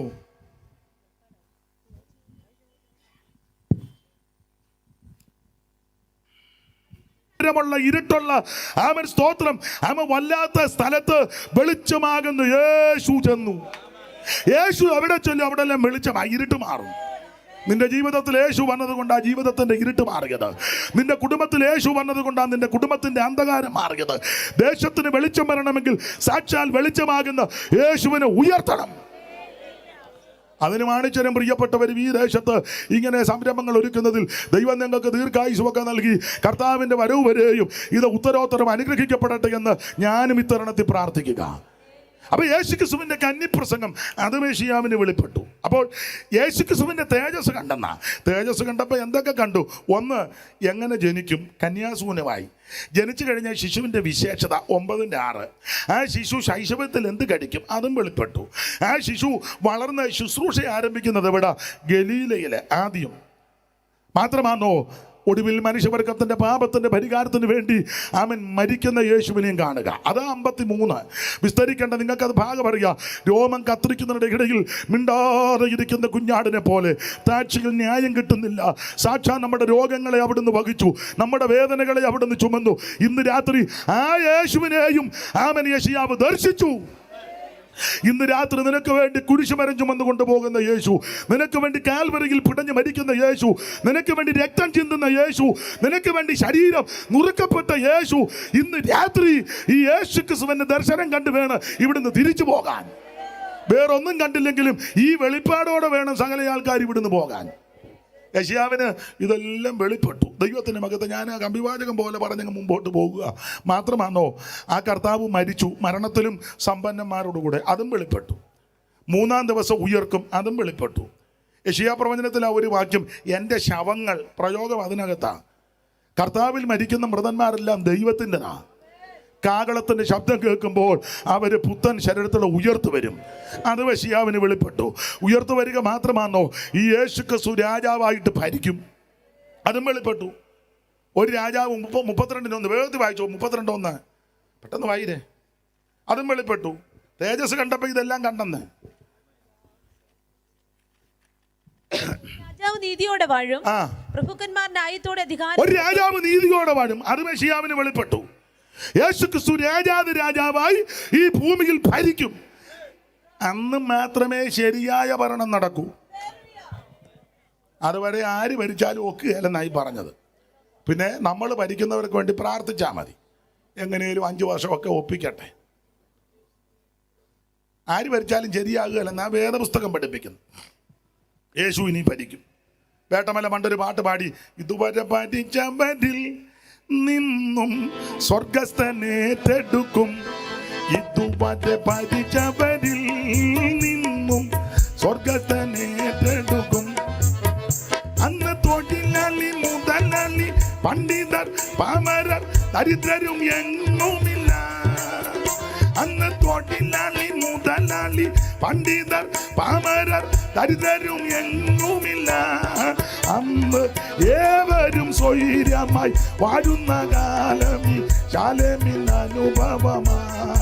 അന്ന് ഏവരും സ്വൈര്യമായി വാഴുന്ന കാലം ഈ ശാലേമിൻ അനുഭവമാ. ഈ ലോകത്തെ പരിചിടുവാൻ ശാലേമിൻ രാജാതിരാജൻ വരും.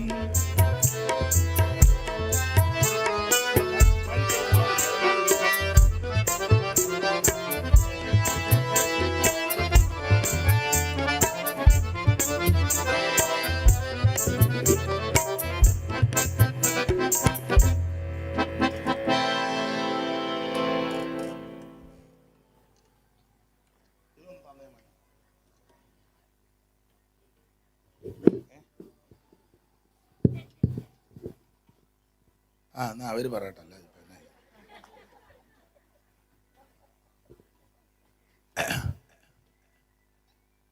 ഇസങ്ങളിൽ പാരില്ല ഈശനി പാരിടം പരിച്ചിടുമ്പോൾ, ഇസങ്ങളിൽ പാരില്ല ഈശനി പാരിടം പരിച്ചിടുമ്പോൾ, ഒന്നാസിസം പാസിസം എത്തിസം പാന്തിസം കമ്മ്യൂണിസവുമില്ല. നാസിസം പാസിസം എത്തിസം പാന്തിസം കമ്മ്യൂണിസവുമില്ല. അന്ന് ലീഗലിസമോ മോഡേണിസമോ കോൺഗ്രസോ ഇല്ലവിടെ. അന്ന് ലീഗലിസമോ മോഡേണിസമോ കോൺഗ്രസോ ഇല്ലവിടെ. ഈ ലോകത്തെ പരിചിടുവാൻ ശാലേമിൻ രാജാതിരാജൻ വരും. ഈ ലോകത്തെ പരിചിടുവാൻ രാജാതിരാജൻ വരും. അപ്പൊ ശ്രദ്ധിക്കുക, യേശുക്രിസ്തുവിന്റെ തേജസ് കണ്ടു കഴിഞ്ഞപ്പോൾ യെശയ്യാവിന് എല്ലാം വെളിപ്പെട്ടു. ഒന്ന്, ഈ തേജസ്കരിക്കപ്പെട്ട ക്രിസ്തു, അവ തേജോമയനായ ക്രിസ്തു എങ്ങനെ ജനിക്കും? കന്യാസൂനമായി ജനിക്കുന്ന ശിശുവിന്റെ വിശേഷത അത്ഭുതമന്ത്രിയും വീരനാം ദൈവവുമാണ്. ഈ ശൈശവത്തിൽ എന്ത് കഴിക്കും? തൈരും തേനും. ആദ്യത്തെ ശുശ്രൂഷ എവിടാ? അത് സെബുലൂന്റെ നഫ്താലിയുടെ അതിരുകളിൽ. ശുശ്രൂഷയുടെ വിശേഷത എല്ലാം വിവരിക്കാൻ നേരമില്ല. മാത്രമാണോ അവിടുത്തെ തിരുമരണം. ആ മരണം എങ്ങനെ? അതും സമ്പന്നന്മാരോട് കൂടെ അടക്കം. 3-ാം ദിവസം ഉയർക്കും എൻ്റെ ശവങ്ങൾ. മാത്രമാണോ അവിടുന്ന് ഉയർത്ത സ്വർഗത്തിൽ പോയി തിരിച്ചു വരും. ഇനി അവൻ തിരുസഭയെ ചേർത്തേച്ച് ഇവിടെ ഭരിക്കാൻ 1000 ആണ്ട് വാഴ്ച. ആ ഭരണത്തിന് കൊണ്ട് ഒത്തിരി വിശേഷത. 11:5 പെട്ടെന്ന് വായിര്, സമയവും പോകുന്നു. വായിച്ചോ. നീതി അവന്റെ നടുക്കെട്ടും. ആ നീതി അവന്റെ നടുക്കെട്ടും. അവൻ ഇവിടെ ഒരുത്തർക്ക് നീതി കിട്ടുകയല്ല. ഈ അടുത്ത കാലത്ത് ഒരു വിധി വന്നപ്പോൾ വേറെ ചില ആൾക്കാർ പറഞ്ഞു ഇനിയും വേറെ പോയി നോക്കണം എന്നിട്ട് ശരിയായ വിധി ആന്നോന്ന്. വായിച്ചില്ലയോ ഒന്നും? ഓ,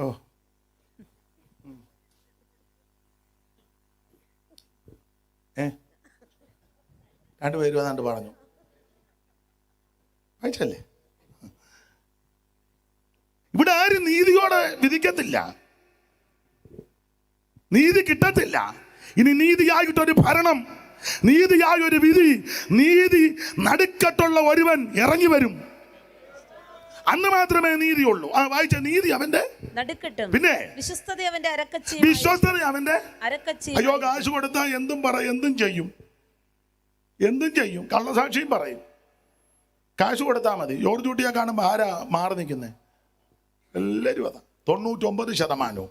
ആ വായിച്ചോ. ഇനി ചെന്നായി കുഞ്ഞാടിനോട് കൂടെ ചെന്നായേ കുഞ്ഞാടിനോട് കൂടെ പാർക്കും. പിന്നെ പുള്ളിപ്പുലി കോലാട്ടുകുട്ടിയോട് കൂടെ പുള്ളിപ്പുലി കോലാട്ടുകുട്ടിയോട് കൂടെ പിന്നെ പശുക്കിടാവും ബാലസിംഹവും തടിപ്പിച്ച മൃഗവും ഒരുമിച്ച് പാർക്കും. പിന്നെ ഓടിച്ചു വായിച്ചോ. ഒരു ചെറിയ കുട്ടി അവയെ നടത്തും. ഒരു കൊച്ചു കുട്ടി അവയെ നടത്തും. പിന്നെ പശു കരടിയോട് കൂടെ മേയും. പശു കരടിയോട് കൂടെ മേയും. അടുത്തത് അവയുടെ കുട്ടികൾ ഒരുമിച്ച് കിടക്കും. പശുവിന്റെ കുട്ടിയും കരടിയുടെ കുട്ടിയും എല്ലാം കൂടെ ഒന്നിച്ച് കിടക്കുവന്ന്. സിംഹം കാള എന്നതുപോലെ വൈക്കോൽ വൈക്കോൽ തിന്നും എന്ന് പറഞ്ഞാൽ സിംഹത്തിന് വേറെ ഇറച്ചിയൊന്നും വേണ്ടെന്ന്, വൈക്കോല് മതിയെന്ന്. സസ്യബുക്കായി തീർന്നു.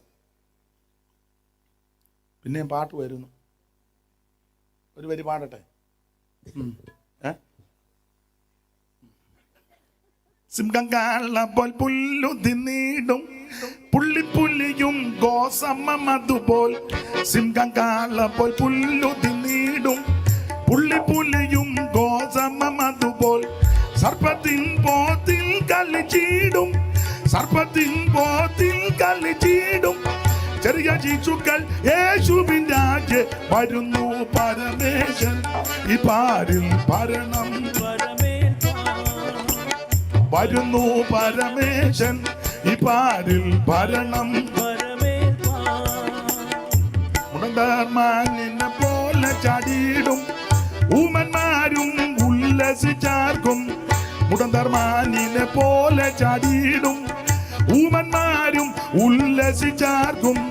കുരുടന്മാരുടെ കണ്ണു തുറക്കും, കുരുടന്മാരുടെ കണ്ണു തുറക്കും.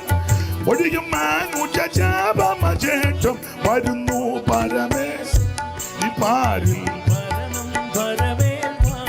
വരുന്നു പരമേശൻ ഈ പാരിൽ. ഹരമുയർത്ത് ദൈവത്തെ മഹത്വപ്പെടുത്ത. യേശുക്രിസ്തു രാജാവായി വീണ്ടും ഭരിക്കും. അന്നീ കാണുന്ന യാതൊരു കോലാഹലമില്ല, സുസ്ഥിരമായ ശാന്തമായ നല്ല ഭരണം. ഇതെല്ലാം യെശയ്യാവിന് വെളിപ്പെട്ടു. അതിന്റെ കാരണം യേശുക്രിസ്തുവിന്റെ തേജസ് കണ്ടതാണ്. ഒരു വാക്യം കൂടെ പറഞ്ഞ് ആ ഭാഗം വിടുക. എല്ലാം വെളിപ്പെട്ട് വെളിപ്പെട്ട് വെളിപ്പെട്ട് എൻ്റെ ഭാഷയിൽ പറഞ്ഞാൽ വേറെ പുസ്തകത്തിന്റെ വെളിച്ചത്തിൽ പുതുവാന ഭൂമിയും വെളിപ്പെട്ടു. 66:23 62:23 ഒന്ന് വായിച്ചേ. 66:22 ഒന്ന് വായിച്ചേ. ഞാൻ ഉണ്ടാക്കുന്ന പുതിയ ആകാശവും പുതിയ ഭൂമിയും എന്റെ മുമ്പാകെ. 66-ാം അധ്യായത്തിൽ വന്നപ്പോൾ പുതുവാന ഭൂമിയും വെളിപ്പെട്ടു. സകല കേസും വെളിപ്പെട്ടു. കാരണം യേശു ക്രിസ്തുവിനെ കണ്ടു. ആ യെശയ്യാ പ്രവാചകന്റെ പുസ്തകം 45 പറകയാ കോരേശിന്റെ വലങ്കയ്ക്ക് ദൈവം പിടിച്ചിരിക്കുക. ഇന്ന് രാത്രി ആ കർത്താവാണ് നമ്മുടെ വലങ്കയ്ക്ക് പിടിക്കുന്നത്. ചരിത്രത്തിലോട്ടൊന്നും പോകുന്നില്ല. കോരേശിന്റെ വലങ്കയ്ക്ക് എന്തുകൊണ്ട് ദൈവം പിടിച്ചു? ആമേൻ സ്തോത്രം. വഴി തുറക്കാൻ വേണ്ടി അടച്ചുറപ്പാക്കിയ ആമേൻ വളരെ ബന്ധവസായി ആമൻ ചേർത്തടച്ച് ബന്ധിച്ച ആമൻ പട്ടണത്തെ ദൈവം അങ്ങോട്ട് തുറക്കാൻ തുടങ്ങി. ചരിത്രം പഠിക്കുന്നവർക്കറിയാം, കോരേശന്റെ ഇടയൻ അവനെ ഹിതമൊക്കെ നിവർത്തിക്കും. ബേൽശസ്സർ രാജാവ് മകത്തുക്കൾക്ക് വിരുന്നൊരുക്കി. അവൻ അന്ന് രാത്രിയിൽ ഇവനെ ആ ദൈവം തമ്പുരാൻ വിശുദ്ധീകരിച്ച പൊൻവള്ളി പാത്രത്തിൽ വീഞ്ഞൊടിച്ച് ആമൻ മദ്യമൊടിച്ച് ഇവനും വെപ്പാട്ടികളും പരിചാരകന്മാരും കുടിച്ച് മതിച്ചപ്പോൾ അന്ന് രാത്രി ഭിത്തിയാൽ എടുത്തെഴുതി, മേനേ മേനേ തെക്കേൽ ഊപ്പർസീൻ, ദൈവം നിന്നെ തൂക്കി. ഇന്ന് രാത്രിയിൽ അവൻ അങ്ങനെ തൂക്കി. എന്തിനേറെ ചരിത്രത്തിലോട്ട് പോകുന്നില്ല. അന്ന് രാത്രി അവൻ ബാബിലോൺ സാമ്രാജ്യത്തിന്റെ അവൻ തകർച്ച ആരംഭിക്കുക. ഇത് അവൻ കോരേശ് ജനിക്കുന്നതിന് 700 കൊല്ലം മുമ്പ് പ്രവാചകൻ ആത്മാവിൽ പ്രവചിച്ചു, എൻ്റെ ദാസന് വേണ്ടി ഞാൻ വഴി തുറക്കാൻ പോകുകയാ, എൻ്റെ ജനത്തിന് വേണ്ടി ഞാൻ വഴി തുറക്കാൻ പോകുകയാ. ഇന്ന് രാത്രി എന്തിനാ വലങ്കയ്ക്ക് പിടിക്കുന്നത്? പുത്തൻ വഴികളെ ദൈവം നിനക്ക് തുറക്കാൻ.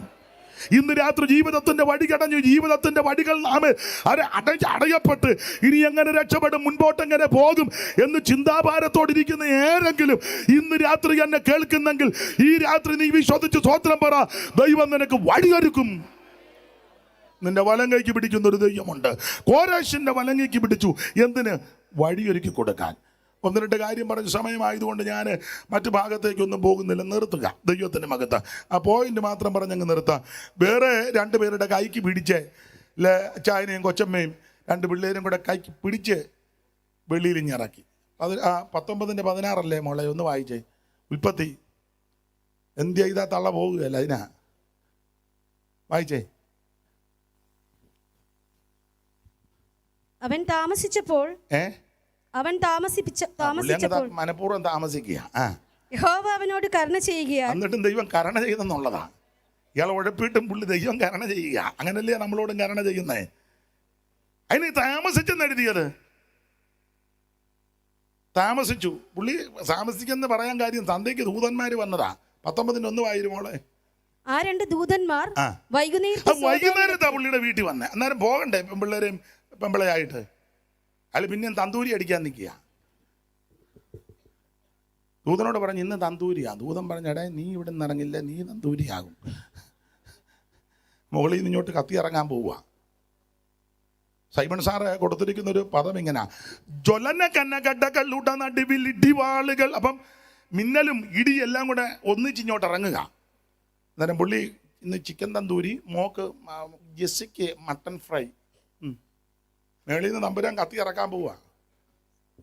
നല്ല പറഞ്ഞു, എനിക്ക് ചിക്കൻ ആച്ചാ. മൂത്തവള് പറഞ്ഞു, എനിക്ക് KFC. എല്ലാം KFC അടിക്കാൻ ഇരിക്കുക. തമ്പുരാൻ പറഞ്ഞ് പൊട്ടൊന്നും ഓടിക്കോ, ഇല്ലെങ്കിൽ വെളിയിൽ നിന്ന് ഇറങ്ങി ഇപ്പം തന്നെ എല്ലാം KFC ആകും. അപ്പൊ സാറ് കൊടുത്തിരിക്കുന്ന പ്രയോഗം, ജ്വലന കന്നകടകളുടെ നടുവിലിടിവാളുകൾ, ജാതരോക്ഷം പരന്ന ആകാശവീതിയിൽ പ്രളയമതിലുയരും ഒരു ചണ്ടവാദങ്ങളും പ്രത്യുൽക്രമിച്ചു നിഷ്പ്രത്യൂഹമാംവിധം നിമിഷ സമയം കൊണ്ട് ദിവ്യാശു ചുക്കണി നിർഗളിച്ചമ്പരതിക്കിൽ നിന്ന ക്ഷണം വലിയ നിലയങ്ങളും വൻമാളികകളും വൻപരിൻ തുങ്കമാം പ്രാസാദ സൗധങ്ങൾ വേശ്യാഗൃഹങ്ങളും സ്തപതികയമയസി പണി ചെയ്യുവോർ താമൃകർ സ്വർണ്ണകാരന്മാർ കുലാല വൃന്ദങ്ങളും സകലത്തിനെ അടിച്ച് കത്തിക്കാൻ പോവുക. കൃഷിത്തോട്ടമെല്ലാം നശിപ്പിച്ചു. യവമഭിജഗോതമ്പുചോളം ചണം മല്ലി ജീരകം നാരകം ഗോസ്തനീ വല്ലികൾ അടിച്ച് തകർക്കുക. അപ്പോൾ യവമഭിജഗോതമ്പുചോളം ചണം മല്ലി ജീരകം നാരകം ഗോസ്തനീ വല്ലികൾ ഒലിവ് വരമത്തിയും ദേവദാർവാദികൾ ഒക്കെയും ഭസ്മീകരിച്ചു നൽപീഡയാൽ തീർന്നില്ല. മൃഗസമ്പത്ത് തുരകരമയ മകിഷ വൃഷവാദിയാൽ അതും അടിച്ചു കത്തിച്ചു. തുരകം കുതിര, മയം ഒട്ടകം, ഋഷഭം കാള, പിന്നെ മയം ഒട്ടകം, കരം കഴുത അടിച്ച് തകർത്തെന്ന് മുഴുവൻ എണ്ണത്തിനെയും. തുരകരമയപകഷാദിയാൽ തുന്തിലമായുള്ള നാട്ടിൻപുറങ്ങളും ഹിരണമൊട്ട കരടി പുലി കാട്ടാട് ജമ്പുകം സകല കുറുക്കനെയും കത്തിച്ചു. ലോകത്തിന് വന്ന് കുറുക്കൻ ഇരിക്കുമ്പോൾ പമ്മി ഇരിക്കുന്നവരുണ്ട്. അതുകൊണ്ടല്ലേ കർത്താവ് പറഞ്ഞ കുറുക്കനോട് സ്വഭാവം കൊണ്ട് അവൻ്റെ കണ്ണെപ്പോഴും ഫിലിപ്പിൻ്റെ വീട്ടിലാണ്. ഫിലിപ്പ് കാറെടുത്തോണ്ട് പോകുന്നുണ്ടോ എന്നുള്ളതാണ്. സകല എണ്ണത്തിനെ ദൈവം കത്തിച്ചു. അപ്പൊ കത്തിക്കാനായിട്ട് ആ ദൂതന്മാർ ഇങ്ങോട്ട് വന്നത് 3 പേര് അബ്രഹാമിന്റെ വീട്ടിൽ വന്നു. വായിച്ച മോളെ 18:1 പെട്ടെന്ന് നിർത്താം. 18:1. അനന്തരം യഹോവ അവന് മമ്രയുടെ തോപ്പിൽ വെച്ച് പ്രത്യക്ഷനായി. പിന്നെ അകത്ത് പോയോ? വായിക്കു വച്ചേതാ സമയം പോകുന്നു. വെയിലുറച്ചപ്പോൾ അവൻ കൂടാരവാതിക്കൽ ഇരിക്കുകയായിരുന്നു. പിന്നെ അവൻ തലപൊക്കി നോക്കിയപ്പോൾ 3 പുരുഷന്മാർ അബ്രഹാമിന്റെ വീട്ടിൽ 3 പേര് വന്നു. ലോത്തിന്റെ വീട്ടിൽ 2 പേര് വന്നു. അബ്രഹാമിന്റെ വീട്ടിൽ അതുകൊണ്ട് ഉച്ച സമയത്ത് വന്നു. വെയിലുറച്ചപ്പം അവിടെ ഒന്ന് നല്ല ശാപാടുമൊക്കെ കഴിച്ച് അബ്രഹാം അവര് വൃക്ഷത്തിന്റെ ചുവട്ട് നിന്ന് അല്ല അവര് വന്നപ്പോൾ ഉടനെ കട്ടം മാറ്റി വെച്ച് പമ്മി നോക്കുകയല്ല. പോയോടി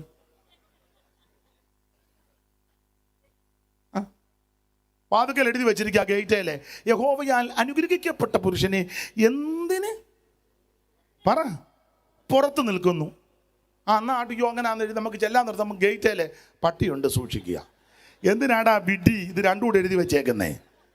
ഒന്നെങ്കിൽ പട്ടി ഉണ്ടെന്ന് എഴുതി വെക്ക. ഞാൻ പെന്തിക്കോസുകാരോടല്ല ദൈവമക്കളോടൊരു കാര്യം പറയാം. ദൈവം നിങ്ങൾക്ക് വീട് തന്നിരിക്കുക, നിങ്ങൾക്ക് മതിലുമൊക്കെ തന്നു. നിന്റെ മതിലേലെല്ലാം ദൈവവചനം എഴുതി വെക്കണം. അല്ലാതെ ചീമാട്ടിയുടെ പരസ്യവും പാർത്താസിന്റെ പരസ്യവും അതിൽ നിന്ന് ഇച്ചിരി കിട്ടും 10 രൂപ, അത് ഞണ്ണരുത്. നീ ഇത് കൂടുതൽ അങ്ങനെ പറയാനേ. എടാ, ഒരു കൂറയില്ലാതെ തെണ്ടിക്കിടന്ന് നിനക്ക് ദൈവം വീട് തന്നടാ. നീ വാടകയ്ക്ക് താമസിച്ചു, വാടക കൊടുക്കാൻ കഴിവില്ലാതെ നീ അവൻ വളരെ ഭാരപ്പെട്ട് ജീവിച്ച കാലമുണ്ട്. ആ കാലമെല്ലാം ദൈവം മാറ്റി നിനക്ക് നല്ല വീട് ദൈവം തന്നു. ആ വീടിന് മതിലും കെട്ടിക്കോ. ആ മതിലേലെല്ലാം നീ ദൈവത്തിന്റെ വചനം എഴുതി വെക്കണമെന്ന്. ഒന്നുമില്ല, നടന്നു പോകുമ്പോഴെങ്കിലും മനസ്സിലാകും ഇത് ദൈവമക്കളുടെ വീടാ. ഇനിയുള്ള കാലത്ത് സുവിശേഷം ഒന്നും ചിലപ്പോൾ ഒന്നും പറയാനൊക്കത്തില്ല. അതുകൊണ്ട് എഴുതി അങ്ങോട്ട് വെക്കേ. ആരോട് പറയാൻ ഏറപ്പാ ഗോതമംഗലം. ഞാൻ പണ്ടൊരാൾ പറഞ്ഞ പോലെ എരുമയുടെ പൃഷ്ഠഭാഗത്ത് അമരകോശം വായിച്ചെന്ന് പറഞ്ഞ പോലെ ആരോട് പറയാനാ?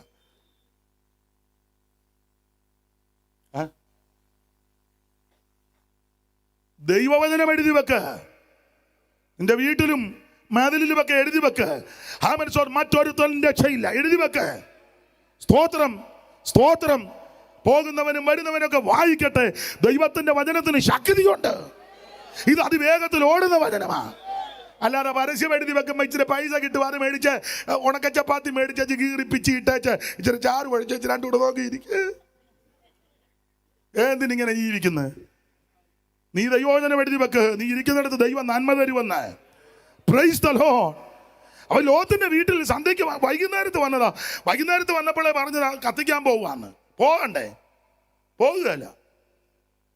എന്ത് പ്രശ്നമുണ്ടായി? അവസാനം ഇറങ്ങുന്നത് എപ്പോഴാ? ഉഷസ്സുദിക്കുമ്പോൾ. അതുവരെ പോകുകയല്ല. എന്നിട്ട് പോകുന്നില്ലെന്ന് കണ്ടപ്പോൾ അമ്പരാൻ കൈക്ക് പിടിച്ച് വായിച്ച മോളെ 19-16 മോളെ വായിക്ക്. അവൻ താമസിച്ചപ്പോൾ പിന്നെ താമസിക്കുക. സന്ധ്യക്ക് ദൂതം വന്നതാ, ഇയാള് പോകുകയല്ല.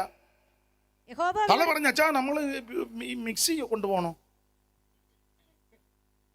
ഞാൻ പൊന്നെ പോലെ എൻ്റെ വാഷിംഗ് മെഷീൻ നിന്നായിട്ട് കറക്കും കേട്ടോ. വാഷിംഗ് മെഷീനകത്ത് എന്നാൽ ബ്ലസ്സി പറഞ്ഞു, മൂത്തവള് പറഞ്ഞ്, ഞാനങ്ങ് പേരിടുക, പാപ്പ എൻ്റെ പട്ടി, മൈ ഡോഗ്, ഒരു ഇംഗ്ലീഷ് ഇരിക്കട്ടെ, എൻ്റെ സന്തത സഹചാരിയാ ബ്രൂണോ. നീ ഉമ്മ ഈ പട്ടിയുടെ പുറകെ നടക്കാതെ, എടാ മേളിൽ നിന്ന് ഗന്ധകം കത്തി വരിക. നീ പട്ടിയുടെയും പാറ്റയുടെയും പല്ലിയുടെയും കാര്യം പറഞ്ഞ് നല്ല മിക്സിയുടെയും വാഷിംഗ് മെഷീൻ്റെ പേര് പറഞ്ഞ് ഉടക്കുണ്ടാക്കാറ് നീ ഓടി രക്ഷപ്പെടാൻ നോക്ക്. മേളിൽ നിന്ന് തീയിറങ്ങി വരാൻ പോകുക. ഒരു ന്യായവധി ദിവസം അടുത്തോണ്ടിരിക്കുക. സകല എണ്ണത്തിനെ ന്യായം വിധിക്കുന്ന ഒരു ദിവസമുണ്ട്. ആമ ചൂള പോലെ കത്തുന്നൊരു ദിവസം വരും. സകല അഹങ്കാരികളും ദുഷ്പ്രവർത്തിക്കാരും താളടിയാകും. വരുവാനുള്ള ആ ദിവസം വേരും കൊമ്പ് ചേച്ചിപ്പിക്കാതെ.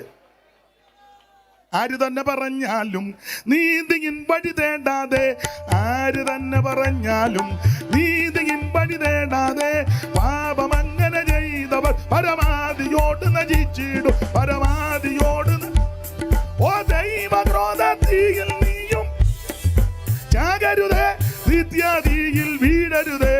ഇന്നു തന്നെ രക്ഷ നേടുക. ഇന്നു കരമുയർത്തി ദൈവത്തെ സ്തുതിക്ക. അവൻ കോരശിന്റെ കൈക്ക് പിടിച്ചത് വഴി തുറക്കാൻ, ലോത്തിന്റെ കുടുംബത്തിന്റെ കൈക്ക് പിടിച്ചത് ന്യായവധിയിൽ നിന്ന് രക്ഷപ്പെടാൻ. ഇന്ന് രാത്രി നിന്റെ വലം കൈക്ക് പിടിക്കുന്ന ഒരു ദൈവമുണ്ട്. ബാക്കി ഭാഗം പ്രസംഗിക്കുന്നില്ല, സമയമായല്ലോ. മാണിച്ചൻ അടുത്ത കൊല്ലം കർത്താവ് വരാൻ താമസിച്ച് എന്നെ വിളിക്കുകയാണെങ്കിൽ ആയുസ്സും ആരോഗ്യം ദൈവം തന്നാൽ ബാക്കി നമുക്ക് പിന്നീട് നമുക്ക് ചിന്തിക്കാം. ഇന്ന് രാത്രി ഇതുവരെ കേട്ടിരുന്ന എല്ലാവർക്കും നന്ദി. നിന്റെ വലം കൈക്ക് പിടിക്കുന്ന ഒരു ദൈവമുണ്ട്. കോരേശിന്റെ വലം കൈക്ക് പിടിച്ചതുപോലെ ദൈവം നിന്റെ വലം കൈക്ക് പിടിച്ച് നിനക്ക് വഴിയൊരുക്കി തരും. ലോത്തിന്റെ വലം കൈക്ക് പിടിച്ച് നാശപട്ടണത്തിൽ നിന്ന് പുറത്തിറക്കിയത് പോലെ വരുവാനുള്ള ഭീകരമായ ന്യായവിധിയിൽ നിന്ന് ദൈവം നിന്നെ രക്ഷിക്കും. രക്ഷകൻ യേശു ക്രിസ്തു മാത്രമാ. എല്ലാവരും ചേർന്ന് അല്പസമയം ദൈവത്തെ മഹത്വപ്പെടുത്താം. ആരും എഴുന്നേറ്റ് പോകരുത്. ഒരു മിനിറ്റ് ആ കരമുയർത്തി ദൈവത്തെ ഒന്ന് മഹത്വപ്പെടുത്തിയാട്ടെ. എല്ലാവരും ദൈവത്തെ ഒന്ന് സ്തുതിച്ചാട്ടെ. എല്ലാവരും ദൈവത്തെ ഒന്ന് മഹത്വപ്പെടുത്തിയാട്ടെ. ഒരുത്തരും നശിച്ചു പോകരുത്. ആരും നശിച്ചു പോകരുത്.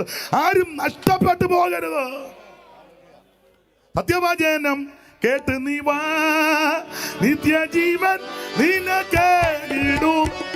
ഓ സത്യവചനം കൈയടിച്ച് ചേർന്ന് 5 മിനിറ്റ് കൊണ്ട് നിർത്താം.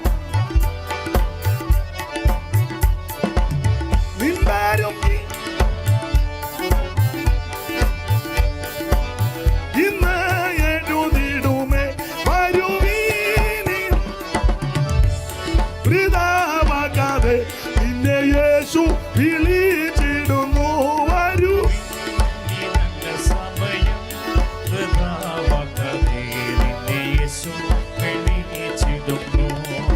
കരമുയർത്തി ഹല്ലേലൂയ പാടാം. 1 മിനിറ്റ് എല്ലാവർക്കും എഴുന്നേറ്റ് നിൽക്കാൻ ഇറങ്ങി പോരുത്. ഇപ്പം വിടാ. ഇപ്പം 1 മിനിറ്റ് ഒന്ന് എഴുന്നേറ്റ് നിന്ന് കരങ്ങളൊന്ന് വീശി. നമ്മുടെ സമാപന യോഗമല്ലേ. ഇതുവരെ സഹകരിച്ചതിനെല്ലാം നന്ദി. ദൈവം നിങ്ങൾ എന്നിരിക്കട്ടെ. ആ കരങ്ങളൊന്ന് വീശി ദൈവത്തെ മഹത്വപ്പെടുത്തിയാട്ടെ. എല്ലാവരും എന്ന് കാണാം ഇനി എന്നൂ കാണാം എന്റെ രക്ഷാനായകനെ. കരങ്ങൾ വീശി ചേർന്ന് പാടാ. എന്നൂ കാണാ ഇനി കാണാ എന്റെ. കരങ്ങൾ വീശി ഓ കാൺമാൻ ഗോതി ചേരെ ശുദ്ധ ജനങ്ങളിൽ ചോണി തലേ ഇന്നു ആമേനെന്നു കാണാ ഇനി എന്നു ഗോറി രക്ഷാനായകനെ. ഒരിക്കൽ കൂടെ